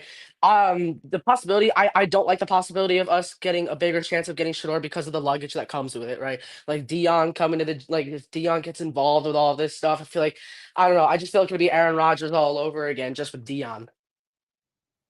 Do you know what? Uh, Do you get a y- sense what I'm talking about? yeah, to me, if you're going to move on from Aaron Rodgers because you didn't want all the attention he brings, so you're going to draft Deion Sanders' son, who's accomplished nothing in the league, and be like, here we go. Yeah, It doesn't make sense. yeah. That's what I thought too. Because like, it doesn't because Dion has his own podcast, right? Uh, no, but he's got like a film crew that follows him around. But he does a lot of media appearances during the season. Yeah, So that's he goes on Pat so like. McAfee next year if the Jets are 1-3 with his son, and Mhm. Dion criticizes Tanner Engstrom. I could see it being a big story. Or if like let's just say we sign a quarterback and draft let's just say in a universe we draft Shador Sanders but start Tyrod Taylor or sign a quarterback and start them, right? If that quarterback's not doing good at 1-4 or 1-5, Dion's gonna rant about that quarterback and the coaching decisions and say, oh, they should start my son next or something. I don't know, something about something along those lines. And I feel like it'll just turn into a whole drama session like all over again. It could. It definitely could. We'll see. If they take him, they obviously vetted him and they feel comfortable in believing in him as the guy. Mm-hmm. All right. But I know you have a wedding tomorrow, Jake, but tomorrow is the first episode of me and Connor's show. Oh, I'll be locked in from the wedding. All right. Yeah. Jack, good luck. I appreciate it. Rick Kent clarifying his positioning and getting 5 raffle entries. That's badass. Jake, if you had offered to pay for those couples meal, I'd be fine with it. I don't like the way they came at you for it. Just wanted to clarify my position. I actually think that's a fair take, Rick. I offered to pay for Charles' meal, the couple I didn't expect to ever hear from again. I never thought they would actually tune into the show and comment. Now, I'll tell you what, if they just called in, I probably, knowing me, would have offered to pay for it anyway. But I don't mind that they asked. I think it's funny. But I see your point. If the exact same thing happened with them calling in and they didn't ask, I probably would have offered. I would have been praying that it wasn't $44 like what Charles and his brother ate for lunch today at a deli. Good Lord. That sandwich Charles ate better cure cancer. Robert Morris from Ithaca, New York, baby. Ithaca College. 5 memberships. Let's go. Get your ass off my super chats. Some of these are gifted memberships too. Hey. The hell with it. Bill Neffelberg, Jaquan Turner, Austin Cash, Ken Peacock, JT99, all receiving channel memberships. Robert, I appreciate you. Dixon agrees with Rick Kent. Johnny Boy, who's rocking Fortnite Groom Gang. I don't know what that means.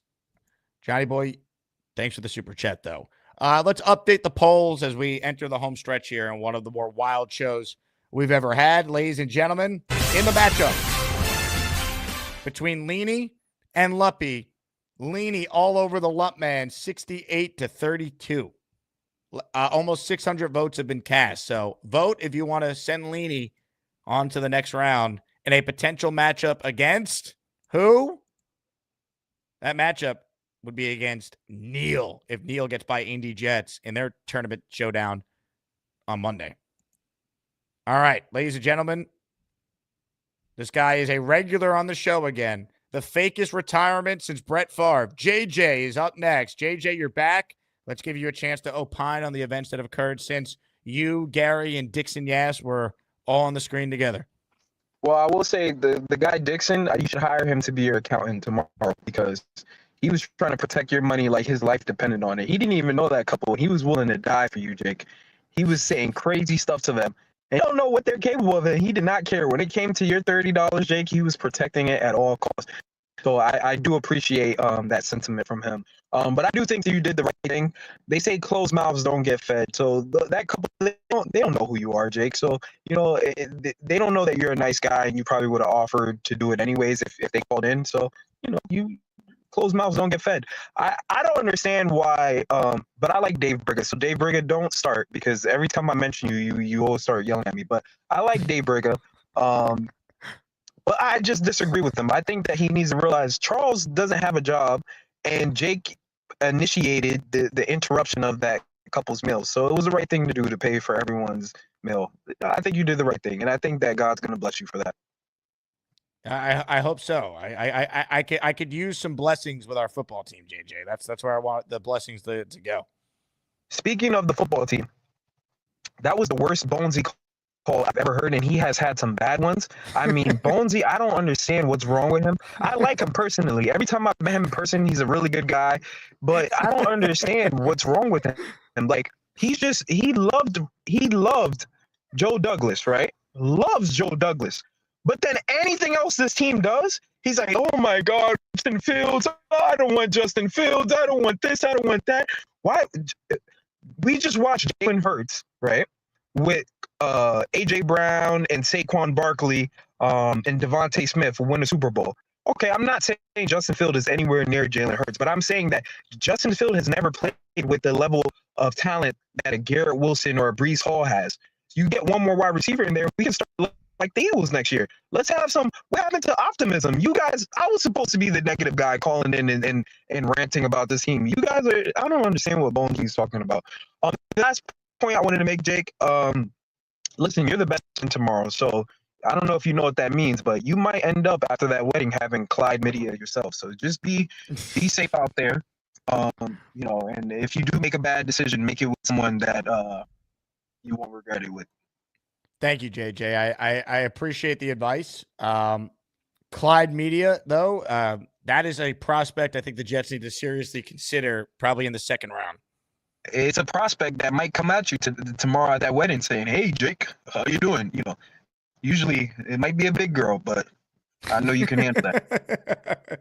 I know you can handle it. I appreciate the vote of confidence, JJ. Thank you. All right. Anyways, I'll see you guys.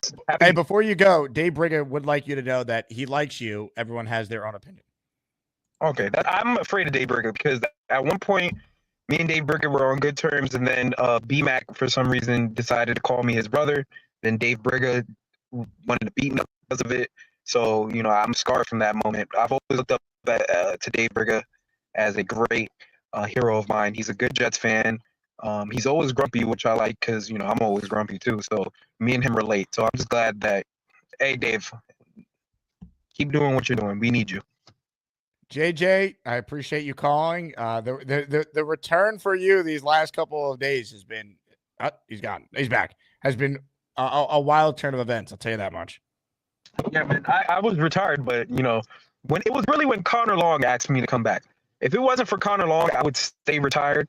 Connor Long asked me to come back, so I had to do it. You got to do it for the kids. And lastly, the Jack, whatever his name is, the 15-year-old who called in, he was cursing up a storm, and I was like, oh my gosh, like I don't know if I was cursing that much when I was 15. Now, when I was 15, I was a lame. So that every time he said a curse word, I was like, this kid is 15? Oh my gosh. But him and Connor have that show coming out, so I had to come out of retirement for Connor. So I'm doing it for Connor.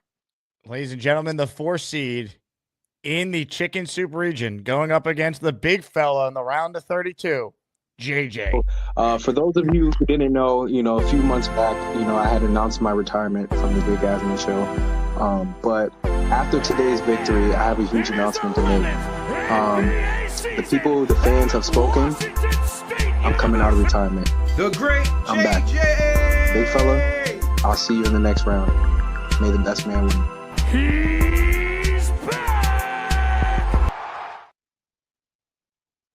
JJ is the only person that made their own campaign video, didn't reach out to Gator for help. And I respect that. I think it looks great. JJ and the big fella, man. I love both of them. One is a heel at times in JJ. The other one in Briga is or the other one I should say in the big fella is a gentleman. That was a great matchup. This has been an epic show, man. We're starting to wind down. We got Stan from Westport and then a couple heavy hitters to wrap. What's up, Stan? Hey, unbelievable show. I will take credit for Clyde Media. He was a 1997 linebacker prospect. Clyde Video. Kind of got lost in the shuffle, but I threw that in there because I just, look, it's great timing. I mean, you're going into a bachelor party scenario and all they're doing is talking about STDs. Whoever thought that Bobby Midnight would be the science guru of the Asmaniacs? Because I don't know what the heck Gary was thinking about with his advice as far as protection. He's the Felix Unger of the Asmaniacs. God. Gary's Gary, man. I mean, and every time I thought I knew he'd lean in a certain way, he went the opposite. I really thought he was going to be on the side of don't pay the couple anything, and he completely changed my I was very caught off guard that he had the total opposite approach. Jake, I'm just saying, don't take Gary to a bachelor party with you because he'll wear a hazmat suit to a strip club. Come on, it's crazy. You might be right. He's a little out there, but the other thing is you have the most comical chat and group of Asmaniacs in the world. I mean, this show is so entertaining. I'll give you one. Barbarossa shouts out after Jack's appearance to Dave. Wonder why Dave Briga doesn't have Jack, going down in the mines to help his family out in the workforce. I mean, I couldn't stop laughing at that. You just have such a creative audience, Jake. It's tremendous. It's unbelievable. You can't make any of this stuff up. It's all on the fly, and it's really wonderful. And by the way, just the last thing is Clyde Midia did have a cousin who was a walk-on at Northwest Louisiana A&M, Clint Midia. That's the other guy. Saying, but he kind of washed out of football a while ago. So it's Stan, all good. I appreciate it, man. Great call. Thanks for being part of this community. Of course. Stan from Westport checking it. By the way, Stan's in the tournament next year. Stan's become quite the regular.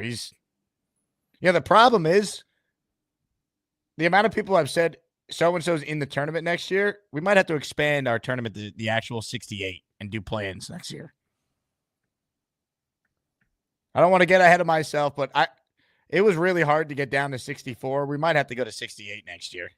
There's just too many people that are deserving of being in that couldn't make it. Sharon says, Bobby had a run-in with Clyde Midia. God. Dave Brigham writes, how is Dave not a channel member? Dave, you definitely don't have membership receipts turned on. Athletically, I'm like Pete Rose. You hate me if I'm the opponent, but you love me if I'm fighting on your team. Dave, I'm like Switzerland in this tournament. I'm neutral. I love all the callers. You guys support the channel. I love all of you. Nick Shine says Bobby has had multiple threesomes. Bob, call in and confirm this, please. I don't believe this. Anderson has gifted 5 channel memberships. Ladies and gentlemen, this is for you, Anderson. Well, first of all, I'm not a trade, you asshole. Yeah, you are. You're a fucking asshole, too. So you, asshole. I'm gonna watch your fucking mouth. That's the end of that rumble. Jesus. Oh, my God.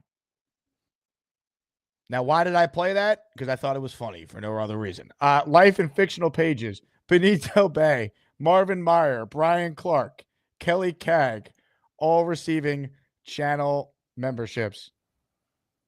By the way, I think Gorman, I don't know if he won the whole thing. I think Gorman's in the Final Four based off of today. How is anyone beating Gorman after he just gave us that couple that led to this show? This is a top 3 show of all time, they're saying in the chat. Ladies and gentlemen, to confirm whether or not he has had 3 threesomes, according to his longtime friend Nick Shine, Bobby Midnight has in fact called back in. Bobby, is it true? Well, I had 2 threesomes. 2? Yeah. Really? Yep. With my baby says. All right. Calm your freaky down. I don't want to get demonetized here. Ladies and gentlemen, who is that behind Bobby, though? Hold on a second. Is that what I think it is? Could it be?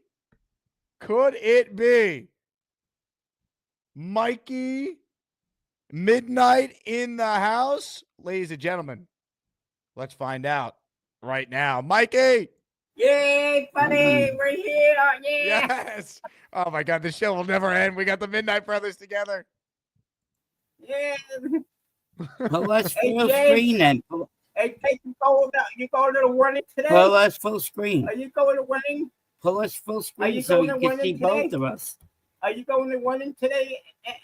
Yes. It's tomorrow. Yes, it's tomorrow. Already, you're so happy you're going to the wedding. You could dance with all those pretty girls.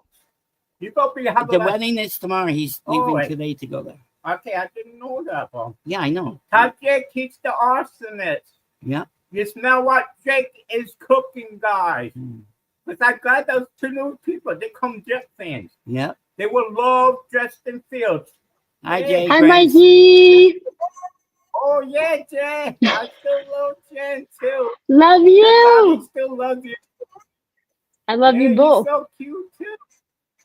All right, she loves Thank you. both, Bobby. Hi, Jay Grace. Hi, Bobby. Hi, Mikey. Love you, Bobby. She told me on Jake and Nick's show. Remember Nick? Yeah, Love you guys. Yeah, I love you, Julie. She's coming down saying the Jersey girl. You my New Jersey girl. Right? You my New Jersey Yay, I girl. love it. I like that show, the Jersey girls. It's cute. They're cute, aren't they? Bobby got the cat for the kitty cat. I got Bobby kitty cat stuff. Thank you. Want to roll for the kitty cat. Thank you. I love my kitty cats. And guess what? My cat feel like Detroit Lions, Super Bowl. Yeah. And then the Jets go get Justin Fields tomorrow. Justin Fields tomorrow? Yeah, a gift to me. They owe me a gift. I could open the present and say, hey, it's such a fancy coming to Jets. Yeah, they definitely owe you. For sure, they owe you. Get on it, and they jump on it too, on the Jets train. Here we go. Choo choo. Hey, Jen, I love it. How's New Jersey doing for you? The weather is pretty good. We're doing good here in New Jersey. How's Vermont? Yeah, it's windy over here. Vermont sucks. I guess what, Jen? You know those nice people were talking to Charles in the Yeah. They were cool. And then they're from New Jersey too. They were. And then they like the Jets. Yeah, Mikey, get in the picture. All their family likes the Jets too, so I let him become the Jets now. We should send him a Jets hat. The guy, Jets. And Jane Grace, I still love you, buddy. You're my homegirl, right? Homegirl? Yeah, she's awesome, that girl, right, buddy? Yeah, she's awesome. Yeah. And I love everybody in the Jake room too. Tell Jake I still love him, man. You could tell him he's right there. Jake, I love you very much too. Yeah, that's Gator. Ask Gator if we come down and visit him in the Tampa Bay game. That would be cool. It's gonna be warmer. I like it. Jets in Tampa. I want to beat up Tampa so bad. Pulling them in the Tom Mace, we like you too. Yeah, Love Tom you. Mace. Tom Mace is the part of the Gator group. Gator, and what's his name? Nick Shine. There's another one who Boost.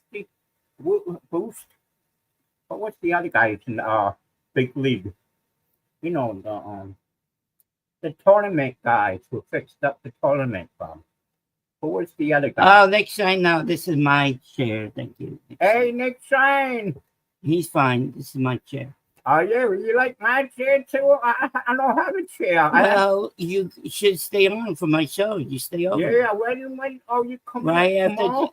after Jake's show. And then I have to tomorrow's eat show. dinner tomorrow. I have to eat dinner today. I still have to eat Okay, dinner. come over tomorrow then. Yeah, what time tomorrow? I don't know, about noon. Noon? Okay, I'll go out to do stuff. 12:30. Okay. Yeah, and then I go see my brother, talk to my friend. And yeah, I miss everybody. I really miss everybody. Yep. And Jake, don't worry. You're on my. I'll watch your show. And next time, I'll go be on your show, but not too late. I know you work a lot. But you deserve a raise. Yep, you do. Yeah. We love you guys. Okay, have a Love you good. very much. Okay, see you. Yeah, I got the stuff. Okay, see you later. Yeah, see you later, Bob. Goodbye to the kitty cat. Okay, say goodbye to the kitty cat. Yeah.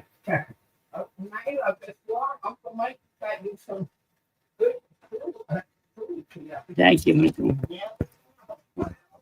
I know she loves you. Yeah, she's your fur niece. You have another niece that's not very nice to us. I know it's her mother. Yeah, that sleaze bag. It's still outdoors. I don't know. No more. No, I don't like her anymore. No, I don't like her anymore. I'm not trying. He walked to. He went to do something. Okay. JJ, I'm not kicking him out. He went to the refrigerator for something. Yeah, he went to see my cat, JJ. I didn't kick him out. Yeah. He just saw my cat.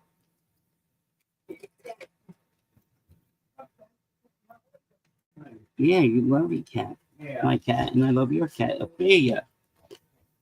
Yeah. Hey, hey guys. Yep. I'll be on Big Show too sometime too again. Monday, he'd be on Monday, right? Yeah, but how are you gonna get it on the crappy internet? Well, I fixed it. I was on it. Okay, well, when you get back home, call in from the show. Yeah, I fixed it. That's Okay, good. I believe you. Yeah, Jake is here still, right, Jake? I believe it. Yeah, Jake. Hey, Jake, what do you think about we should get the offensive tackle for Oregon? That will be the best team ever we have. But since Joe Namath. Yeah, you think so? Yeah. Yeah, me too.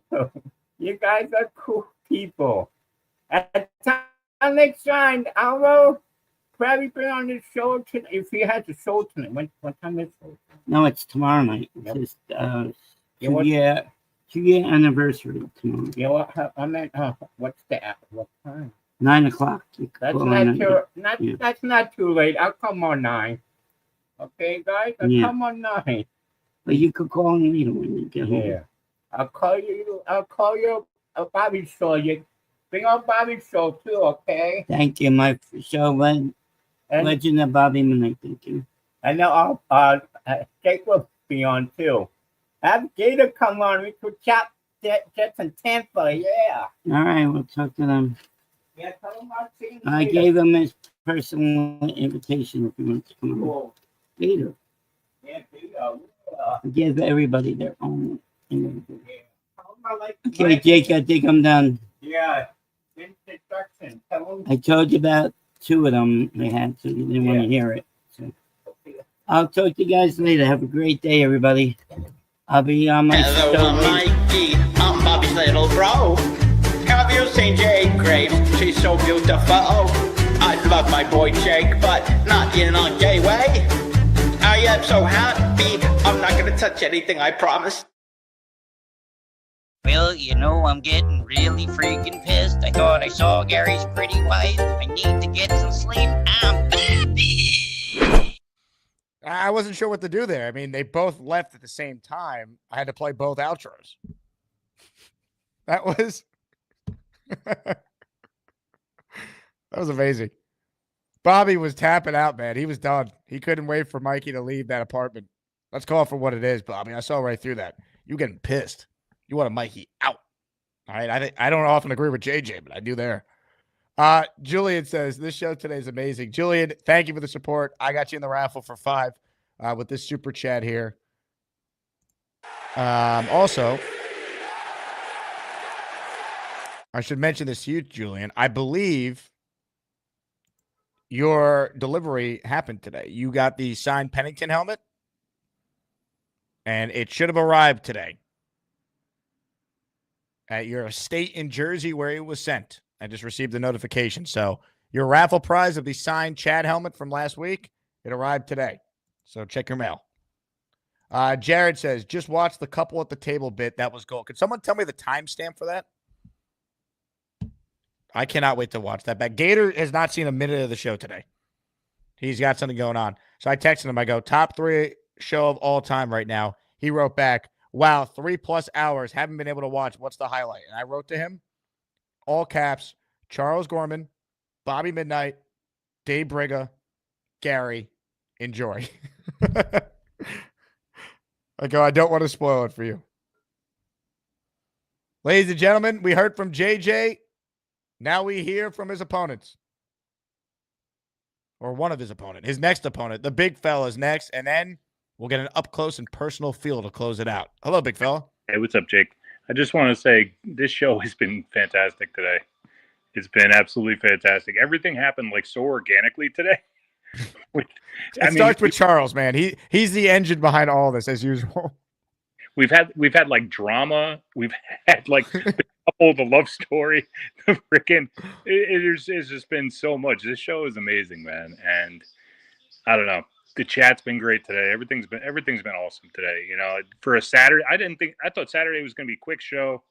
You know, in and out, and I wasn't expecting all this. I'll tell you that. It's been. Well, I was supposed to be on Long Island at 4. I said, screw that. I'm staying on for this. Yeah, I mean, you're gonna have to get a helicopter or something to get there. but yeah, no, it's been a hell of a show, and thank you for all the stuff that's been all the content that's been going on, because like I said, it's a Saturday, it's kind of boring and everything, and this just made the day go by so much faster. So good. So thank you very much. I'm being told by Boomtown that approximately an hour 10 into the show, the Charles Diner experience starts. That's when the show became top 3 all time, from that moment in history.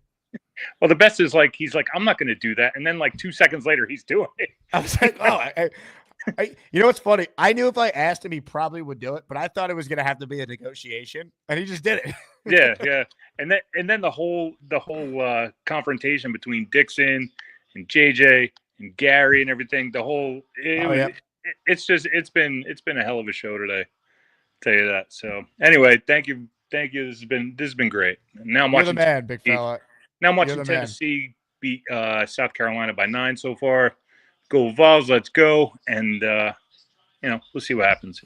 But thanks again. I saw that St. John's won in overtime over Marquette today, so I'm happy about that. Did. Also, JJ talking some trash here. I got to give you a chance to respond. I call him the sassy fella, a.k.a. Sassy Assassin, a.k.a. the Bedroom Bandit. Well, that's fine. At least you want to know something? At least I can understand it when he writes it, because I can't understand anything when he says it. So, Got him. I'm excited for that matchup, man. I love both of you guys as callers, and JJ coming back to try and win this tournament is a hilarious storyline of Asmaniac Madness. Well, like we all know, no one loves JJ more than JJ. So, we'll just leave he liked your comeback. He goes, that was a good comeback. Anyway, have a good afternoon, man. Take care, ladies and gentlemen. The great big fella, check it in. Oh, that's a great round of 32. Of the round of 32s so far, that might be my favorite that we have set. Let's see. Let me reveal them. Gorman and Johnny. I love Johnny. I think Gorman's going to steamroll him. I'm just being honest. Big fella, JJ, I think is a toss-up. Aurora versus Lowski. I think Lowski's the favorite for sure, but Aurora, if she calls in during the matchup, has a chance because she's a great caller. Mike D's Nuts and Brigga, that's fascinating. We know Brigga was offended that Gator basically said a ham sandwich could have beaten Beast because so many people hate Beast. If Brigga could take down Mike D's Nuts, I think Gator would have to take that back. Because Mike D's Nuts is a real and spectacular presence on this show. So if Brigga, the 15th seed, upsets the 7th seed, all of a sudden, what's Gator going to say then? And then you look at where we're at now in the Hood region. Nate versus Castro is a classic. Cheats fan versus Weed will be funny. And I think Weed's got a chance. Cheats fan did not dominate Bijan the way many of us thought he would. So if that is a sign of, hey, Cheats fan is a vulnerable one, Weed's got a chance to knock him out.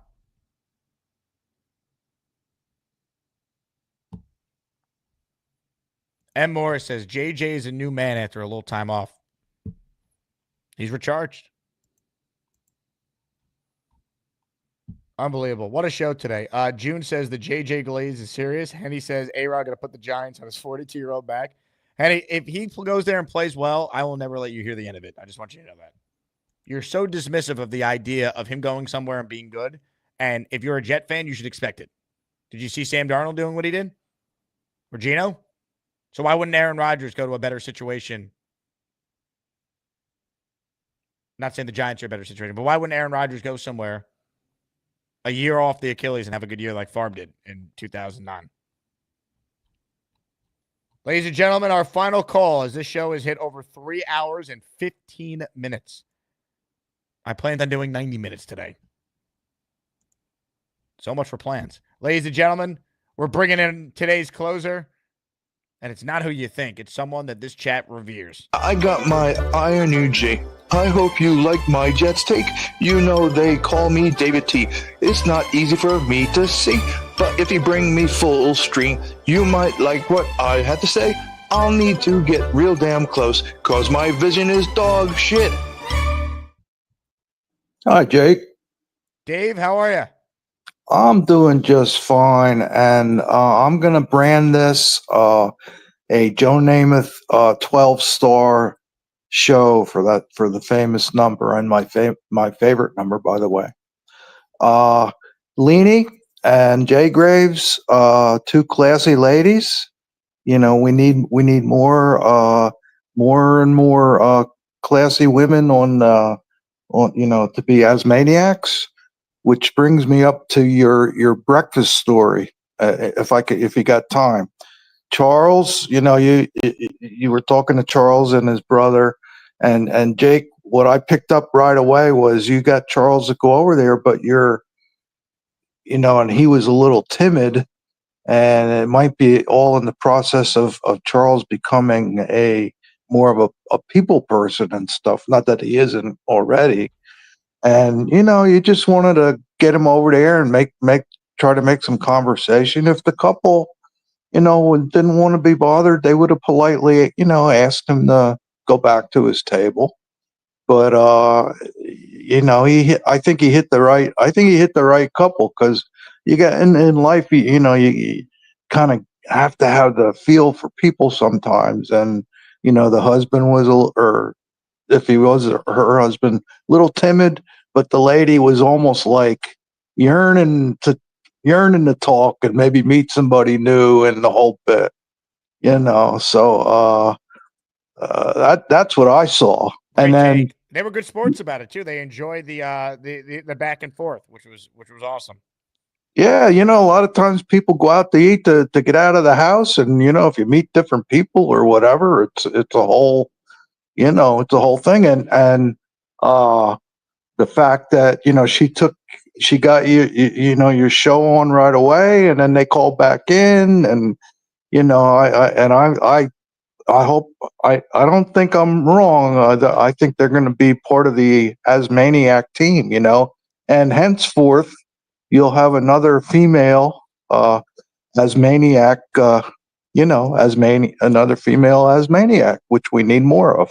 Absolutely. Great point. And David, I'm seeing some of the comments here. A lot of people want you to be the new closer of the show. How would you feel of getting some save opportunities on this show going forward? You know what, Jake? I'm just so happy to be part of your show. Whether you put me on closer or 2 weeks later or 2 months later or whatever, just get the opportunity to hang out with the Asmaniacs and say a little bit, and we're all Jets brothers and sisters. So, whatever you want, buddy. I'm easy. Nick Shine says this is like when Mariano took over for Wetland. I mean, that's strong praise. He's basically saying you're the greatest of all time. Oh my God, that is very much a compliment. I don't. I'm kind of taken back by that, but just happy to be part of your show, Jake. I'm so glad. Like I said, a couple months back, I gave it a try to call in, and it's been a really it's a neat thing. November 22nd, David. That was the day of your first call, 2024. It changed this show and this channel's history forever. Well, like I told you, as a longtime Jet fan, it changed my life, because all about the Jets. I mean, all about good people, all about the Jets, and instead of having to listen other people's opinions about the Jets that cover all football and everything, we get the real deal. We get the real Jets experts. We get the real Jets callers, and it changed my life. David, you're the man. You have a great Saturday, all right? Yeah, have a good wedding, buddy. Ladies and gentlemen, the David T. I got my Iron J. I hope you like my Jets take. They call me David T. It's not easy for me to see, but if you bring me full stream, you might like what I had to say. I'll need to get real damn close, cause my vision is dog shit. Ladies and gentlemen, poll voting is going to close shortly as we wrap up the show. M. Morris says, Chiefs fan taking the day off to cool off after yesterday. Look, Chiefs fan is a valued part of the community. And in today's modernized world, you need multiple guys that can get the last 3 outs. All right? You got to have versatility. The Yankees have Devin Williams, who they acquired, but they already had guys who can get the last couple outs. All right? Luke Weaver did what he did last year. Ladies and gentlemen, Chiefs fan definitely needs to cool off, though, because what we saw the other day is not who we be. Weed's more likable than you fucking old cunt. Fuck yourself, you piece of Go shit. fuck yourself. Fuck you. Well, that escalated quickly. Jesus, come on, gentlemen. Unreal. Indy says, some days this show just drains my brain cells. Well, Indy, you're a Jet fan, so we all obviously made poor choices in our previous lifetime before the show even existed. Ladies and gentlemen, on that note, let's officially declare a winner. The winner of the 6 versus 11 matchup in today's Asmaniac Madness round of 64 battle is the 6 seed,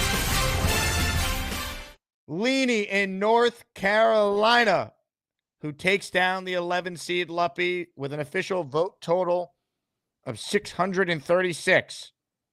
The percentages: 67% voting for Leenie versus 32% for Luppy. So Leenie advances to the next round of the dance. Survive and advance in Asmaniac Madness. Leenie moves on. She'll play the winner of the 3 seed Neil or the 14 seed Indy Jets in the round of 32. Let's call it for what it is. Luppy is a great caller. Leenie with tremendous support from the community. Great job by Luppy. But Queen Leenie, as this chat knows her, is moving on. Here you guys can see on the record the official vote total. Leenie at 67%, Luppy 32%, 636 of you voted. Which, by the way, I've been on the air for 3.5 hours. It just shows you how many people voted in the Beastbreaker matchup. That show was like 2 hours long and had 810 votes. Unbelievable. What a show. They'll be talking about this show for decades. Can I ask some help from the audience that's watching this live right now? If you enjoyed this show, when this ends, go in the comments and timestamp your favorite moments. I want to make sure people see what happened today. Timestamp in the comments, to those of you watching, your favorite moments from the show. And we could do that going forward, but especially on this one. When this ends, go into the comments, search for what you loved, and timestamp it in the chat. Because I want people to witness greatness, because this was hilarious. I already got Gator sifting through stuff, because we're going to be referring to this show for a long time. Bill M., when you read my explanation of Clyde Midia. Clyde Midia, man, new prospect. If the Jets come away with Dixon Hall and Clyde Midia, I will feel way better about this team winning some games next year. Unreal. All right, unless there's breaking news, which knowing my life and how things typically happen with this football team when I have life events to deal with, like moving cross country and everything last year and all that, this is the last show till Monday morning when we'll be live to preview free agency and whatever else happens, and then live throughout the day in the afternoon as the Jets make signings. No show tomorrow in all likelihood, unless there's crazy breaking news, because I am the best man in a wedding. So I was supposed to be on Long Island at 4. That will obviously not happen, but that's okay because I'm having more fun doing this than anything else. On that note, thank you all for watching. What a show. What a time to be alive. JETS. Jets, Jets, Jets. Enjoy the rest of your weekend, everybody. And in honor of Charles Gorman, reminding us all who he be, I present to you Gorman at his best. We're here with Charles Gorman. Charles, you're about to get into your Uber, which I called for you specifically to leave Don Jose Mexican restaurant. Give us the breakdown on the night. Did you have fun? I had a good time. People were very nice. The food is good. I'm sorry I couldn't stay for long. My parents wanted me to be home at a certain time. I know I'm a grown-ass man, but their house, their rules. If you guys want to, do something like this, I'll try to come to it. Anyways, have a good day and stay healthy and God bless. Charles, thank you for the time. You're welcome. Ladies and gentlemen, there he goes. Charles Gorman, everybody. One of one. A legend of our time. Go Jets. God bless America. My mother wants to know who I'm talking to. I'm on StreamYard, Mom. I'm on YouTube. Hey, Mom!